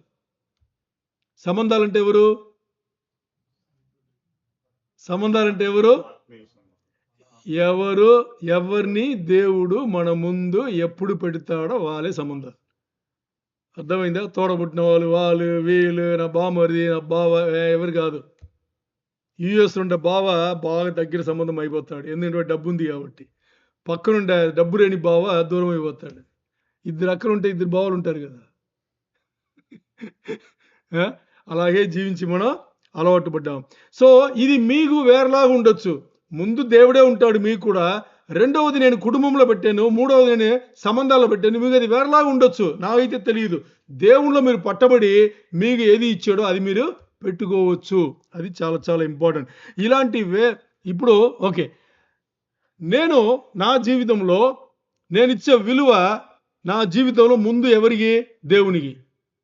రెండవది కుటుంబానికి. మూడవది సంబంధాలు, రిలేషన్షిప్. ఇప్పుడు నేను నా పిల్లలకి నేర్పాలి కదా, నేర్పాలా వద్దా? సరే, ఇప్పుడు నా పిల్లలకి నేను నేర్పేటప్పుడు పిల్లల్ని పిలిచి నేను నా జీవితంలో నేను విలువలు ఇచ్చేది ముందు దేవునికే అంటే వాళ్ళు నమ్ముతారా? లేకపోతే నేను దేవునిలో నిజంగా భయభక్తితో బతుకుతుంటే వాళ్ళు నేర్చుకుంటారా? కదా, అదే కదా ఇంపార్టెంట్. ఇప్పుడు నేను ఏం చెప్పిన పిలిచి పిలిచి పిలిచి పిలిచి పిలిచి నా జీవితంలో దేవుడే అని చెప్పేసి నేను దేవునికి సంబంధం లేకుండా ఏమేం చేయాలో అన్నీ చేస్తుంటే దాన్ని నా పిల్లలు చూస్తే నేను చెప్పింది నేను నమ్ముతారా? నమ్మరు. అలాగే రెండవది కుటుంబం అని చెప్పేసి నేను నా కుటుంబంతో అస్సలు నా కుటుంబం నేను పట్టించుకోకుండా నేను ఎక్కడెక్కడో ఏదో చేస్తూ కుటుంబం చాలా ఇంపార్టెంట్ నా పిల్లలతో చెప్తారు, ఒప్పుకుంటారా? పాటిస్తారా? లేదు కదా. తర్వాత మూడవది సంబంధాలు వచ్చేటప్పుడు వాళ్ళతో నేను ఎలా ఉన్నాను వాళ్ళు కంటారు, చూస్తారు కదా. వాళ్ళు చూస్తుండేది వేరేలాగా ఉంటే నేను చెప్పేది మాత్రం సంబంధాలతో మంచిగా ఉండాలరా అని చెప్తే వింటారా? అంటే నేను ఏం చేయాలి? నేను నా పిల్లలకి విలువల గురించి నేను నేర్పుతున్నాను, చెప్తున్నానంటే ముందు నేను ఏం చేయాలి? పాటించాలి. దేవునిలో భయభక్తి కలిగి ఉండాలి. నేను పిల్లలకి చెప్పముందు నేనేం చేయాలి? నేను ఉండాలి. నా కుటుంబంలో నేను బాగా చూసుకుంటానని ఉత్త మాట చెప్పడానికి నేను నిజంగానే బాగా చూసుకోవాలి. మూడవది సంబంధాలతో ఎంత మంచిగా నేను పెట్టుకుంటానో అది పెట్టుకుని ఆ తర్వాత పిల్లలతో నువ్వు మాట్లాడాల్సిన అవసరమే ఉండదు. దేవుణ్ణిలో ఎలా ఉండాలో పిల్లలు చూస్తారు, కుటుంబంలో నువ్వు ఎలా ఉన్నావో అని పిల్లలు చూస్తారు, నీ సంబంధాలతో నువ్వు ఎలా ఉన్నావో అని పిల్లలు చూస్తారు. వాళ్ళు అలాగే వస్తారు. కొత్తగా మనం మాట్లాడి వాళ్ళు మార్చాల్సిన అవసరం ఉండదు. సరే, ఇప్పుడు ఓ చిన్న ఎక్సర్సైజ్ చేద్దాం. అందరికీ ఓ చిన్న ఎక్సర్సైజ్ చేద్దాం. దాంట్లో మీరు ఆన్సర్ చెప్పాలి. హలో, ఇక్కడ చూడాలి, ఈ దొంగాట్లన్నీ ఆడకూడదు. ఓకే, ఓ ప్రశ్న వేస్తాను. వాళ్ళు మీరు దాని నేనే ఆప్షన్స్ ఇస్తా. మీరేం ప్రశ్న మాత్రం వేసి వదిలేస్తే ఎలా? నేనే ఆప్షన్లు ఇస్తా. దాంట్లో ఏ ఆప్షన్ చూసేస్తారో చూసేయండి. సరే, ఇప్పుడు నన్ను సంతోష పెట్టేది నా పిల్లల ద్వారా, నా పిల్లలు నన్ను సంతోష పెట్టేది, నా పిల్లల్ని చూడగానే బాగా అర్థం చేసుకోండి, నా పిల్లలు నేను చూడగానే నన్ను సంతోష పెట్టేది ఏంటి అనేది ప్రశ్న. నేను 4-5 ఆప్షన్స్ ఇస్తా. దాంట్లో మీకు ఏం తోచిందో చెప్పండి. సరేనా? ఓకే, ఇప్పుడు ప్రశ్న అర్థమైందా? నా పిల్లలు నేను చూడగానే నన్ను నా పిల్లల ద్వారా నన్ను సంతోష పెట్టేది ఏంటంటే, మొదటిగా వాళ్ళు మంచిగా చదువున్నారు, బాగా చదివారు, 2-3 డిగ్రీలు భయంకరంగా చదివి ఉన్నారు. అది వాళ్ళని చూడగానే నాకు సంతోషం కలుగుతుందా? లేకపోతే రెండవది, నేను వాళ్ళను చూసేప్పుడంతా నాకు సంతోషంగా ఉండాలి, ఆటోమేటిక్గా నాకు సంతోషం రావాలి, వాళ్ళు ఎలాగున్నా నాకు సంతోషం రావాలి అనేది ఉందా? లేదు మూడవది, వాళ్ళ జీవితంలో ఈ లోకంలో చాలా విజయవంతమైన జీవితం జీవిస్తున్నారు. మంచిగా చదివారు, ఆ తర్వాత మంచిగా ఉద్యోగమో లేకపోతే వ్యాపారమో చేశారు, మంచిగా డబ్బులు సంపాదిస్తున్నారు, వాళ్ళ జీవితం బాగా సెట్ అయిపోయింది. దాన్ని చూస్తే నాకు సంతోషం కలుగుతుందా?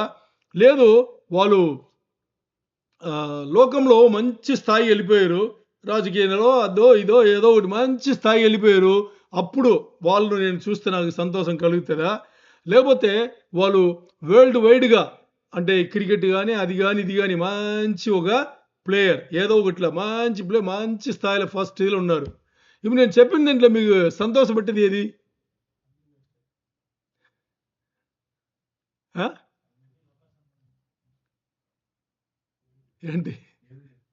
ఏమి లేవా? మరి ఏం ఉండాలి? మన సంఘం ఉండే వాళ్ళు అంత సురుకు ఉండాలి. ఆ? దేవుని మాటలు అర్థం కాలేదంటే వాళ్ళు ఏదో ఒకటి చెప్తారు కానీ మన సంఘంలో దేవుని మాటలు వినేవాళ్ళు టవార్ని చెప్పలేరు కదా, చెప్పకూడదు. మీరు కరెక్ట్గానే ఉన్నారు. అంటే ఏదైనా కానీ తల్లిదండ్రులను హ్యాపీగా పిల్లలను చూడగానే తల్లిదండ్రులను హ్యాపీగా ఒకటి ఉంచుతుందంటే ముందు ఎవరుండాలి? దేవుడు ఉండాలి. దేవుడు లేనిది ఇంకా ఏమున్నా కానీ అది వేస్ట్, అంతే అంతే. అది ఉండాలి. సరే, ఇప్పుడు నేనేదో ఇంత డీటెయిల్గా క్వశ్చన్ అడిగి ఆప్షన్లు ఇస్తే మీరు సమాధానం చెప్పారు. మరి దీంట్లో మీరు ఏం పట్టబడ్డారు? దేవునిలో నా జీవితం ఎలా ఉంది, నేను నా పిల్లల పెంపకంలో నేను దాన్ని ఎంతవరకు కొనసాగించాను అనే ప్రశ్న మీరు వేసుకుంటే సమాధానం మీరే చెప్పుకోండి. సమాధానం మీరే చెప్పుకోండి. ఇప్పుడు ఇది మొదటి అంశం. మొదటి అంశం ఏంటి? అన్నీ విన్నాం కానీ అంశం మర్చిపోయింటాం. మొదటి అంశం ఏంటి? తల్లిదండ్రులు పిల్లల పెంపకంలో ఎలాంటి నిరీక్షణ కలిగి ఉండాలని తెలియబోతే తెలుసుకోవాలి అనేది మొదటి అంశం. రెండవది అంశం వచ్చేసి ఏం చెప్తున్నామో అది చేయాలి. ఏది? ప్రాక్టీస్ వాట్ యు సే, లేకపోతే ప్రాక్టీస్ వాట్ యు ప్రీచ్. ఇప్పుడు ఓ సంఘం మార్క్ అనేవాడు బోధిస్తున్నాడు. ఇప్పుడు ఈ బోధ మీరు వింటున్నారు. బోధన్ని వినేసి రేపు నా బోధకి సంబంధం లేకుండా నా జీవితం మీరు చూసారనుకోండి, ఇంకోసారి ఈ సంఘముకి రావాలని అనిపిస్తుందా మీకు? ఆలోచన చేయండి. అలాగే మీరు తల్లిదండ్రులుగా మీరు మాట్లాడేది ఒకటి, మీరు చేసేది ఒకటి, మీ పిల్లలు మిమ్మల్ని చూస్తున్నారు, తర్వాత మీరు మీ పిల్లలతో మాట్లాడితే వాళ్ళు వింటారా? అదండి. అందుకే ప్రాక్టీస్ వాట్ యు సే. మీ నోటి నుంచి ఏం బయలు వెళ్ళిందో అది మీరు చేయాలి, అంతే. అది చేయబోతే ఎందుకు చెప్పనా? ఆలోచన చేయండి. ఇప్పుడు మీకు ఒక 4-5 సంవత్సరాలు ఒక అబ్బాయి అమ్మాయి ఉన్నారనుకోండి. నేను అడిగి నీకు కరెక్ట్గా చెప్పండి, అనుభవపూర్తిగా చెప్పండి, అనుభవపూర్వంగా చెప్పండి. మీరు మీరు మీ 5-6 సంవత్సరాల అమ్మాయో అబ్బాయో మీరు చెప్పితే వింటారా? మీరు చేస్తే చేస్తారా?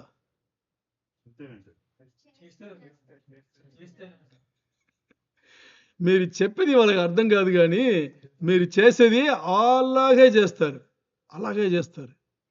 అంటే దాని ఏమర్థం? నేను ఇది చెప్పడానికి దీన్ని చెప్పలా, ఇంకోటి చెప్పడానికి దీన్ని చెప్పా. దాని ఏమర్థం చెప్పండి? మీరు మీ పిల్లలు ఎలా రావాలి అని అనుకున్నారో అలా మీరు మీ జీవితంలో జీవించాలి అని అర్థం. అంటే మీరు ఎప్పుడైనా కానీ మీరు చెప్పితే వాళ్ళు చెయ్యరు, మీరు చేస్తే వాళ్ళు చేస్తున్నారు, అంతేనా?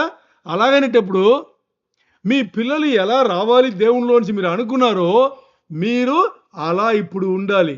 అదే కదా దాన్ని చూస్తారు వాళ్ళు, అదే కదా చేస్తారు, అదే కదా అవుతారు వాళ్ళు. ఉన్నామా?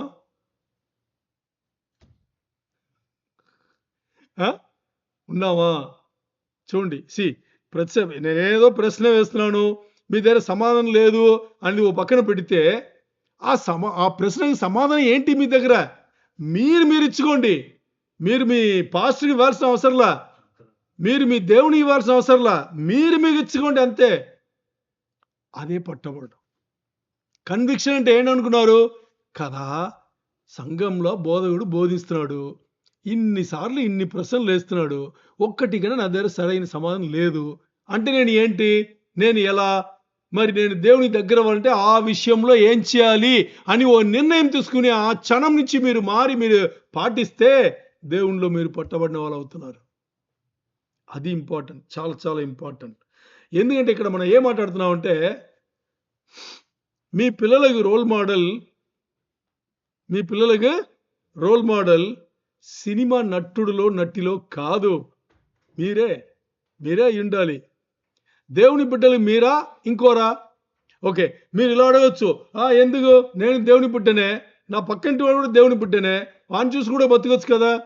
లేదు మా సంఘముకు వెళ్తున్నాము, మా సంఘంలో పాస్టర్ చాలా మంచివాడు, మా పాస్టర్ని చూసి కూడా. ఓకే, పాస్టరు మీ సంఘంలో మీరు వస్తున్నారు, మీ బిడ్డలు వస్తున్నారు. పాస్టర్ను మీరు సంఘము వచ్చేటప్పుడే కదా చూస్తున్నారు. తర్వాత జీవితం ఏమైంది మీకు తెలుసా? సంఘం అయిపోయిన తర్వాత పాస్టర్ జీవితం ఎలా ఉందని మీకు తెలుసా? తెలియదు కదా. మరి మీ పిల్లల పెంపకాన్ని ఒక పాస్టర్ దగ్గర ఇంకోటి దగ్గర పెట్టడానికి మీ దగ్గరనే పెట్టుకోవచ్చు కదా. మీరే రోల్ మోడల్గా ఉండొచ్చు కదా. మిమ్మల్ని చూసేవాళ్ళు విశ్వాస జీవితంలో బతకచ్చు కదా. ఆలోచన చేయండి. అదండి, అందుకని మన రోల్ మోడల్. ఇక చూడండి, పౌలు కొరింథీ సంఘముకు రాసిన పత్రికలో ఆత్మీయ తండ్రిగా ఆయన ఎంచుకున్నాడు. అదే ఇప్పుడు మనం చదవబోతున్నాం. 1 కొరింథీ 4:14-16. మిమ్మల్ని సిగ్గుపరచవలనని కాదు గాని నా ప్రియమైన పిల్లలని మీకు బుద్ధి చెప్పుటకు. నా ప్రియమైన పిల్లలని అంటే అర్థం ఏంటి? హలో, పౌలుకి అన్నాడా? లేదు కదా. పౌలు పెళ్లి కూడా లేదు. పౌలు ఇక్కడ ఏం చెప్తున్నాడు? ఆత్మీయ తండ్రిగా మాట్లాడుతున్నాడు. అంటే భౌతికమైన తండ్రిగా మాట్లాడకుండా ఏం మాట్లాడుతున్నాడు? ఆత్మీయ తండ్రిగా మాట్లాడుతున్నాడు. ఏమని మాట్లాడుతున్నాడు? నా పిల్లలని ఎంచుకొని. చదవండి. మీకు బుద్ధి చెప్పుటకు ఈ మాటలు రాయిచున్నాను క్రీస్తునందు మీకు ఉపదేశకులు 10,000 మంది ఉన్నారు. క్రీస్తునందు ఈ రోజు మీకు ఎంతో మంది ఉపదేశకులు ఈ రోజు ఉన్నా గాని తండ్రులు అనేకులు లేరు. అంటే ఆత్మీయ తండ్రులు అనేకులు లేరు. ఆత్మీయ తండ్రి స్థానం వహించేది నేనొక్కడే. ఎందుకంటే నేనే మిమ్మల్ని యేసుక్రీస్తులో సువార్త చెప్పి నడిపేను. అందుకని నేనే మీ ఆత్మీయ తండ్రి. అందుకని నేను ఏం చెప్తున్నానంటే, నన్ను మీరు చదవండి చివరిలో 16. క్రీస్తు యేసునందు సువార్త ద్వారా నేను మిమ్మల్ని కంటిని కనుక మీరు నన్ను పోలి నడుచుకుని వారే.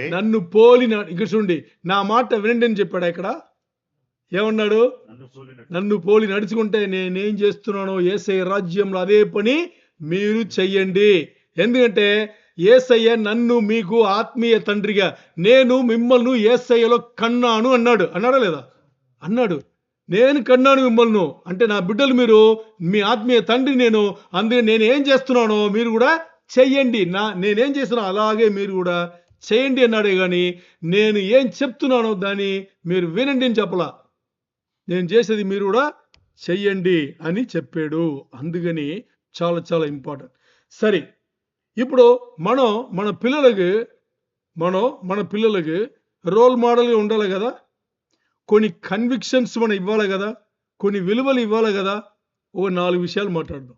అర్థమైందా? ఏమేమి ఇవ్వాలి, ఏమి ఇస్తే అంటే నేను ఏం చేస్తే, బాగా అర్థం చేస్తే, నేను ఏం చేస్తే నా పిల్లలు దానే పాటిస్తారు. అదే కదా 4 విషయాలు మాట్లాడతాం. మొదటిగా the right way to suffer, దాన్ని నేర్పాలి. అంటే దేవునిలో ఎలా శ్రమలకుండా వెళ్ళాలి అనేది మొదటిగా నేర్పాలి. ఇది దేవునిలో శ్రమలకుండా ఎలా వెళ్ళాలి అనేది మొదటిగా నేర్పాలి. అలా నేర్పాలంటే మొదట్లో ఏం చేయాలి? దేవునిలో శ్రమలకుండా వెళ్ళే జీవితమును మనం జీవించి చూపిస్తే మనం చూసి వాళ్ళు నేర్చుకుని వాళ్ళు కూడా చేస్తారు. అదేనా? అలా ఏమన్నా జరుగుతుందా? ఇలాంటి బోధ ఎక్కడన్నా విన్నారా? హలో, నిజమైన బోధలని ఇలాగే ఉంటుంది. నిజమైన బోధలు గుచ్చుతాయి. ఇక్కడ ఒప్పుకున్నట్టేనే ఉండదు. ఎందుకు? మనం ఏం ఒప్పుకుంటాం? ఈ లోకం నుంచి ఏదన్నా వస్తే టక్కున ఒప్పుకుంటాం కదా, అదే కదా, ఇదే. ఎందుకంటే మనకు అనుభవం ఉంది. మరి ఇక్కడ దేవుని వాక్యం ఏం చెప్తుంది? The right way to suffer. దేవునిలో బతికే జీవితం వచ్చేసి శ్రమలకుండా, ఇబ్బందులకుండా, బాధలకుండా వెళ్ళే జీవితం ఎలా జీవించాలని జీవించి చూపించు. నీ పిల్లలకు అంటున్నారు. నేనే చెప్తున్నానా, బైబిల్ చెప్తుందా? బైబిలేనా? తీయండి, యోహాను సువార్త 16:33. యోహాను సువార్త 16:33. యేసయ్య స్వయంగా శిష్యులతో మాట్లాడింది. చదవండి. నా యందు మీకు సమాధానం కలుగునట్లు నా యందు మీకు సమాధానం కలుగునట్లు ఈ మాటలు మీతో చెప్పుచున్నాను. ఈ మాటలు మీతో చెప్తున్నాను. లోకములో మీకు శ్రమ కలుగును. ఏముంటదంట? యేసయ్య చెప్తున్నాడు, లోకంలో మీకు శ్రమ కలుగును. శ్రమ కలుగును, అయినను ధైర్యము తెచ్చుకొనుడి. ధైర్యము తెచ్చుకొనుడి, నేను లోకమును జయించి ఉన్నానని. నేను లోకమును జయించి జయించి ఉన్నాను అని యేసయ్య తన శిష్యులకు చెప్తున్నాడు. లోకంలో ఏం మిగులుతుందంట? శ్రమలే. ఓకే, లోకంలో శ్రమలే మిగులుతుంది, శ్రమలే జీవితంగా ఉంది అనేటప్పుడు చెప్పింది యేసయ్య. మరి ఈరోజు మన జీవితంలో ఏ శ్రమలు లేదు, ఇబ్బందులు లేదు, ఇక్కట్లు లేదు అనేటప్పుడు మీరు దేవునిలో జీవితంలో ఉన్నారా, లోక జీవితంలో ఉన్నారా?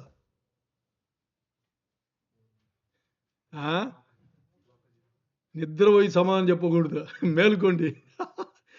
ఇంకోసారి చెప్పాలా? హలో, నేను మాట్లాడేది నాకు కూడా ముందు నాగే, ఆ తర్వాతనే మీగే. చూసారా నా కాలు ఏమైందో? ఇలా కూర్చొని మాట్లాడుతున్నా, ముందు నాకే, తర్వాతనే మీకు. ఇంకోసారి చెప్తా. యేసయ్య తన శిష్యులతో ఎందుకు ఇంకోసారి చెప్తున్నాను తెలుసా? అలాంటి మాటలు కాబట్టి. యేసయ్య తన శిష్యులతో ఏం చెప్తున్నాడు? మీరు నాయందు, హలో, మీరు నాయందు సమాధానం కలిగి జీవించాలనేది నాకు ఇష్టం అని చెప్పేసి ఆ తర్వాత ఏం చెప్తున్నాడు తెలుసా? ఈ లోకములో మీకు శ్రమలు కలుగును, అయినను ధైర్యం తెచ్చుకోండి. ఎందుకంటే మీకన్నా ముందు నేను ఈ లోకమును గెలిచిన వాడై ఉన్నాను. నా దారిని పాటించి మీరు కూడా ఈ లోకమును గెలవండి అనేది యేసయ్య చెప్పాడు. చెప్పాడా లేదా? ఓకే, ఇప్పుడు అసలైన ప్రశ్న ఏంటి? మన జీవితంలో, మనం ఇప్పుడు జీవించే జీవితంలో శ్రమలు ఉండాలి, అంతేనా? ఉండాలా వద్దా? ఉండాలి. ఇప్పుడు మన జీవితంలో, ఇప్పుడు జీవించే జీవితంలో శ్రమలే లేదు అనేటప్పుడు మన జీవించేది లోకం కోసం, దేవుని కోసం? దీనికి మీరు ఆన్సర్ మీరే ఇచ్చుకోండి. వీలైతే దేవునిలో పట్టబడండి, అంతే. బోధించేవాడి ఉద్దేశం ఏముంటుంది? మిమ్మల్ని దేవుని దగ్గర చేర్చాలి, అంటే కన్విక్ట్ అవ్వాలి. మీరు దేవునిలో కన్విక్ట్ అవ్వాలి. అవుతున్నారా లేదా? అవుతున్నారా లేదా? అవ్వాలి అనేది నా ఆశ. అవుతున్నారా లేదనేది మీ ఇష్టం. అర్థమైందా? అర్థమైంది. సరే, ఇప్పుడు ఈ లోకంలో మన జీవించే ప్రతి జీవితము, ప్రతి క్రియలకు పైన మనకు రివార్డ్ ఉంది. ప్రతిఫలం, బహుమానం మనకు పైన ఉంది. ప్రతి దానికి, అంటే మీరు చెడు చేసినా దానికి ఉంది, మీరు మంచి చేసినా దానికి ఉంది. అందుకే జీవ గ్రంథంలో 2 గ్రంథములు ఉంటాయి. పైన 2 గ్రంథములు ఉంటాయి. మొదటి గ్రంథం అందరికీ, సృష్టి మొత్తానికి, సృష్టిలో ఎవరెవరు మానవులు ఉన్నారో అందరి పేర్లు దాని ఉంటుంది. రెండవది ఇంకోటి జీవ గ్రంథం ఉంటుంది. దాంట్లో మన పేర్లు ఉంటుంది. దాంట్లో మన పేర్లు ఉంటుంది. ఎందుకంటే యేసయ్యను ఒప్పుకున్నాం కాబట్టి దాంట్లో ఉంటుంది. దాంట్లో రాయబడతాయి. ఏం రాయబడతాయి? ప్రతి మంచి రాయబడతాయి, ప్రతి చెడు రాయబడతాయి. దాని చూస్తారు. చూసి ఆ తర్వాత ఏం చేస్తారు? మనకి ఏదన్నా రివార్డ్ ఉంటే ఇస్తారు, లేకపోతే లేదు. అర్థమైందా? రివార్డ్ ఉంటే మనకు వస్తాయి. అందుకని ఎలాంటి జీవితం జీవించాలని ఈరోజే మీరు నిర్ణయం తీసుకోండి. ఎందుకంటే యేసయ్య చెప్పిన ప్రకారం ఈ లోక జీవితం ఇబ్బందులు, ఇక్కట్లు, శ్రమలకుండానే దేవుని బిడ్డలకు ఉంటుంది. అలాగే ఉంటుంది. అయినా ఏం చేయాలి? యేసయ్య ఎలా గెలిచాడో అలా మనం కూడా గెలిచి రావాలి అనేది చాలా చాలా ఇంపార్టెంట్. మనకి ఇలాంటి ఈ బహుమతులు ఉంది అని చెప్పేది ఎక్కడ ఉంది? ఎలా చెప్పబడింది? 1 పేతురు తీయండి. 1 పేతురు 2వ అధ్యాయంలో 19 నుంచి 21 టకటకని తీయండి. తామే భ్రష్టత్వమునకు దాసులై ఉండి, చూసారా? తామే భ్రష్టత్వముకు దాసులై ఉండి అట్టి వారికి స్వతంత్రము ఇత్తుమని చెప్పుదురు. ఒకడు దేని వల్ల జయింపబడినో దానికి దాసుడగును కదా. ఒకడు దేని వల్ల జయింపవలనో దానికి దాసుడవును కదా. వారు ప్రభువును రక్షకుడునైన యేసుక్రీస్తు విషయమైన అనుభవ జ్ఞానం చేత ఈ లోక మాలిన్యములను తప్పించుకొనిన తరువాత మరలా వాటిలో చిక్కబడి వాటి చేత జయింపబడిన ఎడల వారి కడవరి స్థితి మొదటి స్థితి కంటే మరి చెడ్డదగును. మీరు ఏ వచనం చదువుతున్నారు? 1 పేతురు 2వ అధ్యాయం. 1 పేతురు 2వ అధ్యాయంలో 19, 20, 21.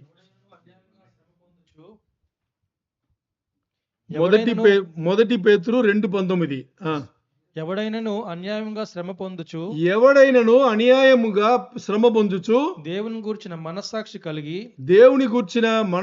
కలిగి దుఃఖము సహించిన ఎడల. దీని ఇంకోసారి చదవండి. అలాగే ఇప్పుడు చదివిందని బాగా అర్థం చేసుకోండి. ఇదే మన అంశం ఈ వచనంలో. చదవండి. ఎవడైనను అన్యాయముగా శ్రమ పొందుచు అంటే తన చెయ్యని తప్పు వల్ల తన శ్రమ పొందుతున్నాడు అంటే దేవుని గురించిన మనసాక్షి కలిగి. చూడండి, తప్పు చేయలేదు, మరి శిక్ష అనుభవిస్తున్నాడు. మరి వాళ్ళు ఎలా ఉన్నాడు? దేవుని గురించిన మనసాక్షి కలిగిన వాడై ఉన్నాడు. దుఃఖమును సహించిన ఎడల అది హితమగును.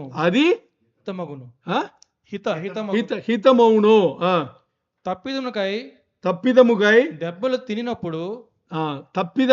దెబ్బలు తినేటప్పుడు మీరు సహించిన ఎడల మీకేమి ఘనము. ఓకే, ఏం చెప్తున్నారు తెలుసా ఇక్కడ ఈ వచనంలో? మీరు తప్పు చేశారు, మీకు శిక్ష విధించబడింది. ఏమన్నా ఉందా దాంట్లో మాట్లాడడానికి? లేదు. మీరు తప్పే చేయలా. మీకు శిక్ష వచ్చింది, శిక్ష అనుభవిస్తున్నారు, అయినా దేవునిలో సరిగ్గా బతుకుతున్నారు. ఇప్పుడు దేవునిలో భయభక్తి కలిగిన బతుకు, దేవునికి ఇష్టమైన బతుకు అని ఈ వచనం చెప్తుంది. చాలు, అర్థమైందా? తప్పు చేయలేదు, శిక్ష అనుభవిస్తున్నాము, అయినా దేవునికి దగ్గరగా, మన ఎవరిని ఏం చెప్పకుండా దేవునికి దగ్గరగా బతుకుతున్నాం. ఇది దేవునికి ఇష్టమైన బతుకు అని చెప్పేసి ఇక్కడ చెప్పబడింది. అందుకని దేవునిలో మనకి చాలా చాలా ముఖ్యం ఏంటంటే, ఎప్పుడైనా కానీ దేవుని సంతోషం ఇచ్చే జీవితం మనం జీవించడానికి ప్రయత్నం చేయాలి. సరే, ఇప్పుడు రెండో అంశం. మొదటిగా మనం ఏం చూసామంటే, బాగా వినండి. మొదటి అంశం మనం ఏం చూసాము? పిల్లల పెంపకములో తల్లిదండ్రులు ఎలాంటి నిరీక్షణ కలిగి ఉండాలో అది తెలుసుకోవాలి అనేది మొదటి అంశం. తర్వాత రెండో అంశంకి వచ్చేటప్పుడు ఏం చెప్పాం?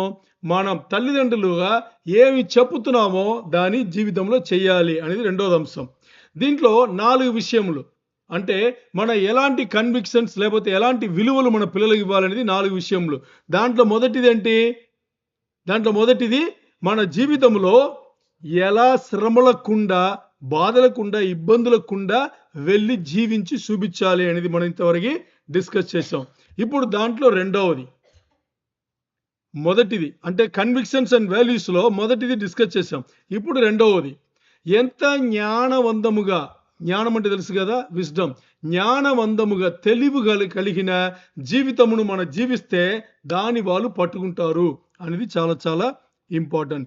ఎందుకనేటప్పుడు పిల్లలకి బాగా అర్థం చేసుకోండి, పిల్లలకు మీరు తెలివిగా ఉండి ఇలా చేయండి అలా చేయండి అని చెప్పేది కాదు. ఇది పిల్లలకు ఎప్పుడు కూడా పెద్దవాళ్ళు ఏం చేస్తారు, తల్లిదండ్రులు, రే అలా కాదురా బాబు, అమ్మాయి అలా కాదమ్మాయి, దాన్ని ఇలా చేయాలి అని మనం చెప్తాం కదా. వింటారా వాళ్ళు? ఏం చేయాలి? ఇప్పుడు చూపించాలి, చేసి చూపించాలా? ఏం చేయాలి? అది ఇక్కడ మెయిన్. చూడండి, నార్మల్గా మానవుల జీవితంలో మనుషులు ఎలా మాట్లాడుతున్నారు, ఎలా వాళ్ళకు బోధిస్తున్నారు అనేది ఒకటి. గ్రంథం ఎలా బోధించింది చూసారా? దేవుని మాటలు ఎలా బోధిస్తుంది? దేవుని మాటలు క్లియర్గా చెప్తుంది, నువ్వు చెప్పితే వాళ్ళు చెయ్యరు, నువ్వు చేసి చూపించు. ఇక్కడ మనం ఈ జ్ఞాన విషయంలో లేకపోతే తెలివి విషయంలో ఎలా చూపించాలి? వాళ్ళకు తెలివైతే నా దగ్గర ఉంది, వాళ్ళ దగ్గర లేదనుకోండి, నేను ఎలా చూపించగలను? చేసి చూపించాలి కదా. అప్పుడు ఏం చేయాలంటే, ఆ తెలివైన నిర్ణయాలు తీసుకోవడానికి ఒక ప్రాసెస్ కుండా వెళ్ళాలి. ఏం చేయాలి? ఒక ప్రాసెస్ కుండా వెళ్ళాలి. ఆ ప్రాసెస్ కుండా మనం వెళ్ళేటప్పుడు పిల్లలను కూడా ప్రాసెస్లో ఏం చేయాలి? చేర్చుకోవాలి. అప్పుడు వాళ్ళకి తెలుస్తుంది, ఓ మన తెలివైన నిర్ణయాలు తీసుకోవాలంటే ఈ ప్రాసెస్ కుండా వెళ్ళాలి, అప్పుడు తెలివైన నిర్ణయాలు తీసుకోవచ్చు. దేవుని వాక్య ప్రకారం తెలివైన ఇది మనం నిర్ణయాలు తీసుకోవచ్చు అనేది వాళ్ళకి మనం నేర్పాలి. దానికి ఏం కావాలి? దానికి ఒక చెక్ లిస్ట్ కావాలి. చెక్ లిస్ట్ అంటే మొదటిగా ఏం చేయాలి? ప్రాసెస్ అంటే ఏంటి? ప్రాసెస్ అంటే ఏంటి? అక్కడక్కడ జరుగుతూనే ఉండాలి. దానికి ఒక చెక్ లిస్ట్. చెక్ లిస్ట్ అంటే ఏంటి? మొదట్లో నేను ఏం చేయాలి, రెండవది ఏం చేయాలి, మూడవది ఏం చేయాలి, నాలుగవది ఏం చేయాలి. అంతేనా? ఓకే. నేను ఇప్పుడు ఈ ప్రాసెస్లో 10 విషయములు చెప్తా. ఎన్ని? 10 విషయములు. మరి దానికి సంబంధించిన వచనములు మీరు నోట్స్ చేసుకోండి. లేకపోతే ఈ ప్రెసెంటేషన్ మన గ్రూప్లో పెట్టాలంటే పెడతా. ఆ వచనములు మీరు చూసుకోండి. అన్నీ కూడా సామెతల గ్రంథం నుంచే. 10 చెక్ లిస్ట్లో 10 ప్రశ్నలు ఉన్నాయి. నేను ఒకటి తర్వాత ఒకటి చెప్తా. చెక్ లిస్ట్ ఎన్ని ప్రశ్నలు ఉన్నాయి? 10. మొదటి ఏంటి, రెండవది మొదట్లో ఏం ఆలోచన చేయాలి, రెండవది ఏంటి, మూడవది ఏంటి, ఇలా 10 ఉంది. ప్రతి దానికి సామెతల నుంచి 2 వచనములు నేను వచనములు చెప్తా. వచనములు తేటగా మనం అది మీరు చదివితే మీకు అర్థమైపోద్ది. తర్వాత వెళ్ళి చదువుకోండి. అది మీరు రాయాలంటే మీకు టైం పడుతుంది. దాని ఇబ్బంది నేను ఏం చేస్తాను, ఈ ప్రెసెంటేషన్ గ్రూప్లో పెడతాను. ఇది 3వ స్లైడ్, 4వ స్లైడ్. ఈ 4వ స్లైడ్ ఆ వచనములు అన్నీ ఉన్నాయి. సరేనా? ఓకే. చెక్ లిస్ట్లో మొదటి ప్రశ్న, ఏదైతే వాతావరణం ఉందో దాంట్లో నేను బైబిల్ చెప్పినట్టుగా నడుచుకుంటున్నానా లేదా అని ముందుగా చెక్ చేయాలి. జీవితంలో ఏ పనైనా చేసుకోండి, మిమ్మల్ని ఏ పని చేయొద్దు అని చెప్పరు.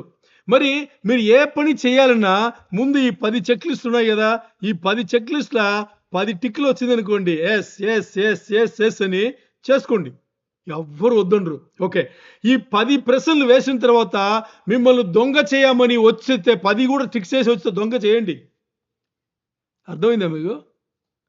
మరి 10లో ఒక్కటి కూడా దానికి వ్యతిరేకంగా ఉంటే చేయకూడదు ఆ పని. ఓకేనా? అది మొదటి ప్రశ్న ఏంటి?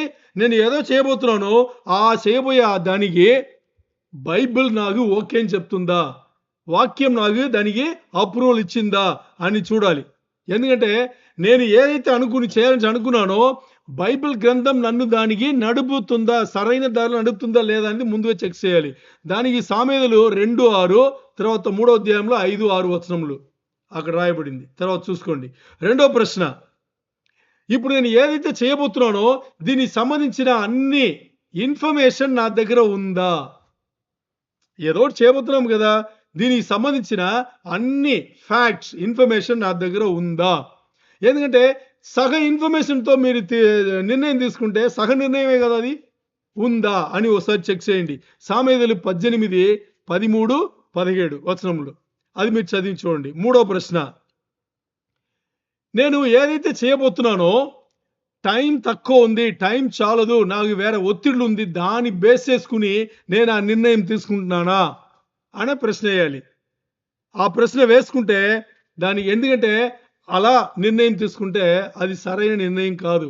బైబిల్ దాన్ని రికమెండ్ చేయాల. నిర్ణయం ఎప్పుడు కూడా కొంచెం టైం తీసుకుని చేయాలి. దానికి సామెతలు 19, 2వ వచనం, 21వ అధ్యాయం 21, 5వ వచనం. తర్వాత 4వ ప్రశ్న, నేను ఏదైతే చేయబోతున్నానో దాంట్లో నాకు తప్పైన మోటివ్ ఏమన్నా ఉందా, తప్పుడు దానికోసం నేను చేయబోతున్నానా లేదా అనేది చెక్ చేసుకోవాలి. నేను చేసేది కరెక్టా కాదా, నేను తప్పుడు దారిలో ఏమైనా చేయబోతున్నానా, నేను తప్పు ఆలోచనలు పట్టుకుని ఏమైనా చేస్తున్నానా, అంటే ఇంకోటి వ్యతిరేకంగా, దేవుని కానీ ఇంకోటి కానీ వ్యతిరేకంగా చేయబోతున్నానా అని మనం చెక్ చేసుకోవాలి. ఎందుకంటే ఈ 4వ ప్రశ్నలో 2 ఉంటుంది. ఒకటి అత్యాశ ఉంటుంది, ఇంకోటి భయం ఉంటుంది. ఈ 2 లేకపోతే అప్పుడు మనం చేయొచ్చు. ఈ 2 ఉండి చేస్తే అది మూర్ఖతనమైన పని, అది చేయకూడదు. సామెతలు 16, 2, తర్వాత 25. ఐదో ప్రశ్న ఏంటి? ఓకే, ఇలాంటి విషయంలో దీని ముందు నా అనుభవం ఏం చెప్తుంది? ఎందుకంటే అనుభవం అనేది మంచి బోధకుడు. ఏం చెప్తుంది అని చూడాలి. అది సామెతలు 26, 11, తర్వాత 17, 10. 6వ ప్రశ్న ఏంటి? ఓకే, ఇప్పుడు నేను ఏదైతే చేయబోతున్నానో దీని ముందు చేసి ఆల్రెడీ ఉన్నారు కదా, ఎక్స్పర్ట్స్ ఉంటారు కదా, వాళ్ళ దగ్గర నేను కనుక్కున్నానా లేదా, వాళ్ళ దగ్గర నుంచి నేను తెలుసుకున్నానా లేదా. ఎందుకంటే నేను ఏదైతే చేయబోతున్నాను నేను ఎక్స్పర్ట్ అవుతానా, అవును కదా. దీంట్లో ఎవరు ఎక్స్పర్ట్ ఉన్నారు వాళ్ళ దగ్గర వెళ్ళి నేను కనుక్కుంటాను అని చెప్పేసి వెళ్ళాలి. ఏది ఆ విషయంలో ఆ పనిలో ఎవరు ఇంకా బాగా తెలిసిన వాళ్ళు ఉన్నారో వాళ్ళ దగ్గర వెళ్ళి కనుక్కుని చెయ్యాలి. దీనికి సామెతలు 11:14, తర్వాత 18:1, తర్వాత 7. నేను ఈ విషయం చేయబోతున్నాను, నాకు ఏమన్నా వార్నింగ్ సైన్స్ ఉందా, అంటే ఇది చేస్తే ఇది ఆపద వస్తుంది అని ఏమన్నా ఉందా అని ముందే మనం తెలుసుకుని చేయాలి. దానికి సామెతలు 10, 17, 16, 25, 8. ఓకే, ఇప్పుడు నేను దీన్ని చేయబోతున్నాను, ఇది చేసిన తర్వాత ఇలాంటి రిజల్ట్ వస్తుంది, ఇది ఓకేనా కాదా అని ఒకటి ఈ రిజల్ట్, లేకపోతే ఈ రిజల్ట్, అయితే ఈ రిజల్ట్, అలాంటి ఆలోచనలు పెట్టుకుని నేను చేస్తున్నానా. ఎందుకంటే నేను చేసిన తర్వాత నాకే అది ఆపోజిట్గా ఉంటే, నాకే ప్రాబ్లం అయితే, అంటే బ్యాక్ ఫైర్ అంటారు. మీరు అట్టే అలా వేసారు కదా, అది మన పైన వస్తే ఎలా ఉంటుంది, దానే బ్యాక్ ఫైర్ అంటారు. ఇప్పుడు ఆఫీస్లో కూడా చూడండి, మనం ఏదో మంచి చేందుకు బయలుదేరుతాం, మనకే మెమో వస్తుంది కదా. అలాగా నేను ఇప్పుడు ఇది చేయబోతున్నాను, ఇది చేసిన తర్వాత నాకే ఏదైనా ప్రాబ్లం వస్తుందా అని చూస్తే సామెతలు 14, 15, 27, 12, తర్వాత 9. ఇప్పుడు నేను చేయబోయే ఈ పని చేసిన తర్వాత దేవుడి దగ్గర నుంచి నన్ను దూరం చేస్తుందా అని చూడాలి. చాలా ఇంపార్టెంట్. ఎందుకంటే మనం ఏం చేసినా దేవుడు ఇంపార్టెంట్. దానికి సామెతలు 10, 9, 16, 8. తర్వాత 10వ ప్రశ్న. 10వ ప్రశ్న ఏంటి? ఓకే, ఇప్పుడు నేను ఏదో చేయబోతున్నాను కదా, దీనికన్నా మంచిగా ఏదైనా ఉందా లేదా, అంటే ఏం చేయబోతున్నానో దీనికన్నా ఇంకా మంచిగా చేయడానికి ఏమన్నా ఉందా లేదా, ఇంకో ఆప్షన్ ఉందా లేదా అని చూడాలి. అది సామెతలు 16, 9, 3, 6. చూసారా సామెతలు ఎంత తేటగా ఉందో. ఎన్ని ప్రశ్నలు వేసినా ప్రతి ప్రశ్నకు 2 వచనములు ఉన్నాయి. ఒకటి కాదా, 2 వచనములు ఉన్నాయి. ఇది మనం ఈ డిసిషన్ మేకింగ్ లిస్ట్లో ఏం చేయాలంటే మన పిల్లలను వాళ్ళని ఇన్వాల్వ్ చేయాలి. ఏం చేయాలి, ఈ లిస్ట్ ఇచ్చేసి అరే దీన్ని చెక్ చేసుకుని చేయరా, నో చేయరు. దీన్ని చెక్ చేసుకుని చెయ్యి అంటే చెప్పుతున్నాం, చెప్పి దీన్ని చేస్తారు. ఎప్పుడన్నా చేసారా వాళ్ళు? చేయరు. మనం చేసేదే చేస్తారు. అందుకని మనం ఏం చేయాలి, ఆ నిర్ణయాలు తీసుకునేటప్పుడు వాళ్ళు ఎంత చిన్నపిల్లలైనా వాళ్ళను చేర్చుకోవాలి. నేనైతే నా జీవితంలో కంటిన్యూగా చేయలేదు, కానీ మ్యాక్సిమం చేశాను. అప్పుడప్పుడు ఏదన్నా ఒకటి ఉంటే దాని కామన్ కుటుంబంలో ఏం చేస్తా, కామన్ డిస్కషన్లు పెట్టి నువ్వేం చెప్తావు అని అప్పుడప్పుడు నేను అడిగి ఉన్నాను. చాలా చాలా ఇంపార్టెంట్. ఇలా పిల్లలను మనం తీసుకొచ్చి ఇలా పెంచేటప్పుడు మంచి నిర్ణయం ఎలా తీసుకోవాలి అనే ప్రాసెస్ వాళ్ళకి తెలిసిపోతుంది. అప్పుడు వాళ్ళు ప్రతి సిచ్యువేషన్లో వాళ్ళు దాన్ని వాడుతారు. ఇప్పుడు 3వది కన్విక్షన్స్ అండ్ వాల్యూస్. దీంట్లో 3వది మొదటిది ఏంటి, సరైన దారిలో ఎలా శ్రమలకుండా, ఇబ్బందులకుండా, ఇక్కట్లకుండా వెళ్ళి జీవించి దేవుని కోసం జీవించి చూపించాలనేది మొదటిది. 2వది జ్ఞానవంతమైన తెలివిగల జీవితం ఎలా జీవించాలి అనేది విజ్డమ్. 3వది ఏంటంటే హార్డ్ వర్క్ అండ్ లాయల్టీ. బాగా కష్టపడి పనిచేయాలి, అలాగే మంచిగా ఉండాలి, మంచిగా నడుచుకోవాలి. అది 3వది. దానికే కొలసి సంఘముకు రాసిన పత్రికలో 3:23 ఒక వచనం అంతా చదవండి. కొలసి 3:23. ప్రభు వలన స్వాస్థ్యమును ప్రతిఫలముగా పొందుదమని ఎరుగుదురు గనుక మీరు ఏమి చేసినను అది మనుషుల నిమిత్తము కాక ప్రభువు నిమిత్తమని మనస్ఫూర్తిగా చేయుడి. మీరు జాబ్ చేస్తారో, బిజినెస్ చేస్తారో, లేదు కమిషన్ ఏజెంట్గా ఉంటారో, ఏదన్నా చేసుకోండి, మానవుల కోసం చేయొద్దు, దేవుని కోసం చేయండి. మానవుల కోసం చేస్తే తప్పులు చేస్తాము, దేవుని కోసం చేస్తే తప్పులు ఉండదు. అందుకని మీరు ఇప్పుడు ఏం చేస్తున్నారో అది చేయండి దేవుని కోసం, దేవుడు మహిమపడాలని కోసం దాన్ని మాత్రమే చేయండి. 4వది మీరు చిన్న విషయంలో కూడా విశ్వాసం కలిగిన జీవితం జీవించాలి. లూకా 16:10 తీయండి. మీ జీవితంలో చిన్న విషయంలో కూడా విశ్వాసం కలిగిన జీవితములా జీవించాలి. లూకా 16:10. మిక్కిలి కొంచెములో మిక్కిలి కొంచెములో నమ్మకముగా ఉండేవాడు, మిక్కిలి కొంచెముగా నమ్మకముగా ఉండేవాడు ఎక్కువలోను నమ్మకముగా ఉండును. ఇక్కడ చూడండి, మిక్కిలి మాత్రం అర్థం ఏంటి? మిక్కిలి కొంచెముగా, చాలా చాలా తక్కువ, దాంట్లోనే మీరు నమ్మకముగా చదవండి. మిక్కిలి కొంచెములో నమ్మకముగా ఉండేవాడు, మిక్కిలి కొంచెముగా నమ్మకముగా ఉండువాడు ఎక్కువలోను నమ్మకముగా ఉండును. అంటే ఆలోచన చేస్తే మరీ చాలా తక్కువ ఉంది, దాంట్లోనే నమ్మకంగా ఉండేవాడు ఎక్కువ ఆటోమేటిక్గా నమ్మకంగా ఉంటాడు అని వాక్యం చెప్తుంది. మిక్కిలి కొంచెంలో అన్యాయంగా ఉండేవాడు, మిక్కిలి కొంచెంలో అన్యాయంగా ఉండేవాడు ఎక్కువలోను అన్యాయంగా ఉండును. కాబట్టి మీరు అన్యాయపు సిరి విషయంలో నమ్మకముగా ఉండిన ఎడల సత్యమైన ధనమును ఎవరు మీ వశమును చేయును. సత్యమైన ధనమును ఎవరు మీ వశమును చేయును అంటే ఈ లోక జీవితంలో వచ్చేసి మనను రిహర్సల్ కోసం, మాదిరి జీవితం కోసం పంపించి దీంట్లో గెలిచి రమ్మని చెప్పి మనకు 60 సంవత్సరాలు, 70 సంవత్సరాలు, 80 సంవత్సరాలు జీవితం దేవుడు ఇస్తే దీంట్లోనే సరిగ్గా నడుచుకోలేదంటే కోట్లాది సంవత్సరములు దేవుడితో బతుకుపోయే జీవితంలో ఎలా ఉంటాం ఆలోచన చేయండి. అందుకనే ఇప్పుడు ఈ లోక జీవితంలో, మాదిరి జీవితంలో దేవుడు ఎలా చెప్పినాడో అలా మనం జీవించిన ఎడలా ఇది తక్కువ జీవితం, 80-70 సంవత్సరాలు. అలాగే కోటాను కోటి సంవత్సరములు దేవుడితో బతుకుపోయే జీవితంలో, అంటే కోటాను కోటి అంటే ఎంతనే అంతు లేదు, అన్ని సంవత్సరములు ఆయనతో బతుకుపోతున్నాం. అప్పుడు మనం నమ్మకంగా ఉండాలి అంటే ఆ నమ్మకంని ఇక్కడ చూపించాలి. ఈ లోకంలో ఇచ్చిన కొంత సమయంలో మనం చూపించాలి. చాలా చాలా ఇంపార్టెంట్. ఎందుకంటే చిన్న విషయములు దేవునికి కాస్మిక్ డే అంటే అర్థమైందా మీకు? కాస్మిక్ డే అంటే ఏంటి? ఎన్ని సంవత్సరములు కాస్మిక్ డే అంటే? ఒక కాస్మిక్ డేకి ఎన్ని సంవత్సరములు? మొన్న విన్నారు కదండి బైబిల్ స్టడీలో, ఒక కాస్మిక్ డే అంటే 1000 సంవత్సరములు, అంతే కదా. మరి దేవునికి మన ఇక్కడ బతికే 80 సంవత్సరాలు లెక్క, దేవుని దృష్టిలో మన బతికే 80 సంవత్సరములు పెద్ద లెక్క ఏమి కాదు. ఈ చిన్న జీవితంలోనే మీరు సరిగ్గా బతకలేదు, మీరు సరిగ్గా చూపించుకోలేదు అనేటప్పుడు ఇంకా నాతో వచ్చి కోటాను కోటి సంవత్సరం కన్నా ఎక్కువ బిలియన్స్ ఇయర్స్ నాతో ఉంటారు, మీరు ఏం చేయగలరు అని వదిలేస్తాడు. ఏం చేస్తాడు? వదిలేస్తాడు. ఎందుకంటే మీరు సరిగ్గా లేదు, నేను తక్కువ ఇచ్చాను. ఎగ్జాంపుల్గా మీకు ఉదాహరణగా చాలా తక్కువ మీకు ఇచ్చాను, మీరు సరిగ్గా చేయలేదు, మరి పైగా అన్ని సంవత్సరాలు నాతో వచ్చి ఏం చేస్తారు మీరని వదిలేస్తాడు. అందుకని ఇది తీయద్దు. లూకా 16:10 చదివాం కదా, నేను 11 నుంచి మాట్లాడుతున్నా. డబ్బు ఉంది కదా, డబ్బు దేనికోసం తెలుసా దేవుడు ఇచ్చింది? మీరు తర్వాత చదవండి ఇంటికి వెళ్ళి, లూకా 16:11 చదవండి.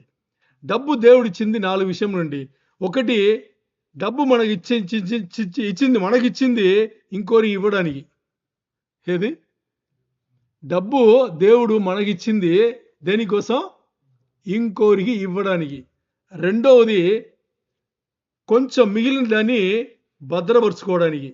మూడవది, ఇంకొంచెం మిగులుతుంది కదా అది మనం ఖర్చు పెట్టుకోవడానికి. నాలుగవది, ఇంకా దాంట్లో ఏదైనా మిగిలిందంటే దాన్ని ఇన్వెస్ట్ చేసుకోవాలి, అంటే మన తర్వాత జీవితముగా కావాలి అని చెప్పి పెట్టుకోవచ్చు. ముందు గివ్ మనీ, డబ్బులు మనకు రాగానే ముందు గివ్.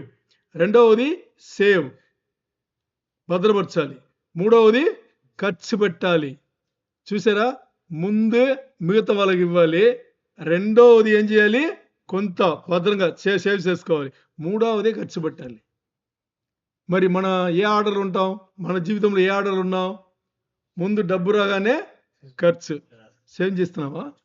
మీరు చేస్తున్నారేమో, మంచి పనే. ముందు రాగానే ఏం చేస్తాం? ఖర్చు పెడతాం. ఖర్చు పెట్టింది మిగిలింది ఏమన్నా ఉంటే సేవింగ్లు పెట్టాలని అనుకుంటాం, సేవింగ్లు పెట్టాలి అని. ఒకవేళ ఇంకా ఏదన్నా ఉంటే ఇన్వెస్ట్ చేయాలని అనుకుంటాం, ఒకవేళ ఇంకా ఏమన్నా ఉంటే ఇవ్వాలని అనుకుంటాం. మనకి ఇచ్చేది నాలుగవది, దేవుడికి ఇచ్చేది మొదటిది. అర్థమైందా? ఇది డబ్బు. బాగా అర్థం చేసుకోండి. బైబిల్ గ్రంథం చక్కగా బోధ చేస్తుంది, కరెక్ట్గా బోధ చేస్తుంది. ఎలా అర్థమైంది మనకి? బైబిల్ ఏం చెప్పినా మన జీవితాలు ఆపోజిట్గానే ఉన్నాయి.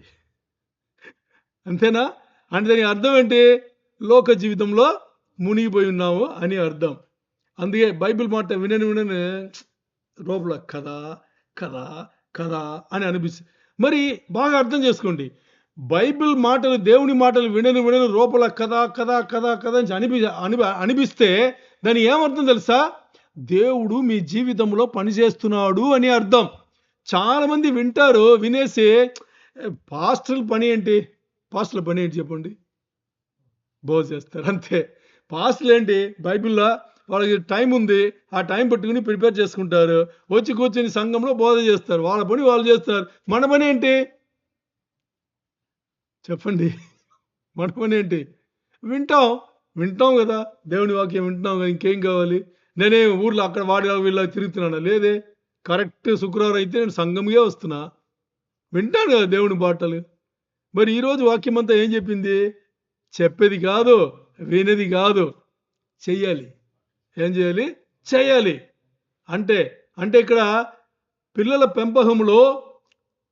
పెంపకంలో తల్లిదండ్రులు ఎలాంటి నిరీక్షణ కలిగి ఉండాలి?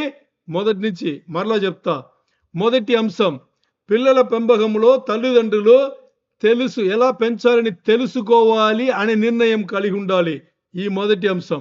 రెండవది అంశం ఏంటి? ఏ మాట్లాడుతున్నామో దాన్ని చేయాలి. చేసేదినే వాళ్ళు చేస్తారు, చెప్పేదిని వాళ్ళు చేయరు. ఓకే, దీంట్లో నాలుగు విషయములు. ఒకటి ఏంటి? సరైన దారిలో దేవునిలో ఎలా ఇబ్బందికుండా, ఇక్కట్లకుండా, శ్రమలకుండా జీవించాలనేది చేసి చూపించాలి. రెండవది, తెలివి కలిగిన జ్ఞానవంతమైన ఒక విషయమును మనం ఏం చేయాలి? వాళ్ళకి నేర్పాలంటే ఆ చెక్ లిస్ట్తో పాటు, అంటే నిర్ణయం తీసుకున్న ఆ ప్రాసెస్లో వాళ్ళు నడపాలి. మూడవది ఏంటి? చాలా కష్టపడి మంచిగా అది పనిచేయాలి, బతకాలి. నాలుగవది ఏంటి? ఇచ్చిన కొంత విషయంలో, చిన్న విషయంలోనే ఏం చేయాలి? విశ్వాసంగా ఉండాలి కదా. అప్పుడు పెద్ద జీవితంలో, పెద్ద విషయంలో దేవుడు ఏం చేస్తాడు? మనను హెచ్చిస్తాడు. అర్థమైందా? ఇది మొదటి తరగతి. ఇలా 2-3 వస్తాయి, తర్వాత ఉందాం. దేవునికే మహిమ కలుగును గాక.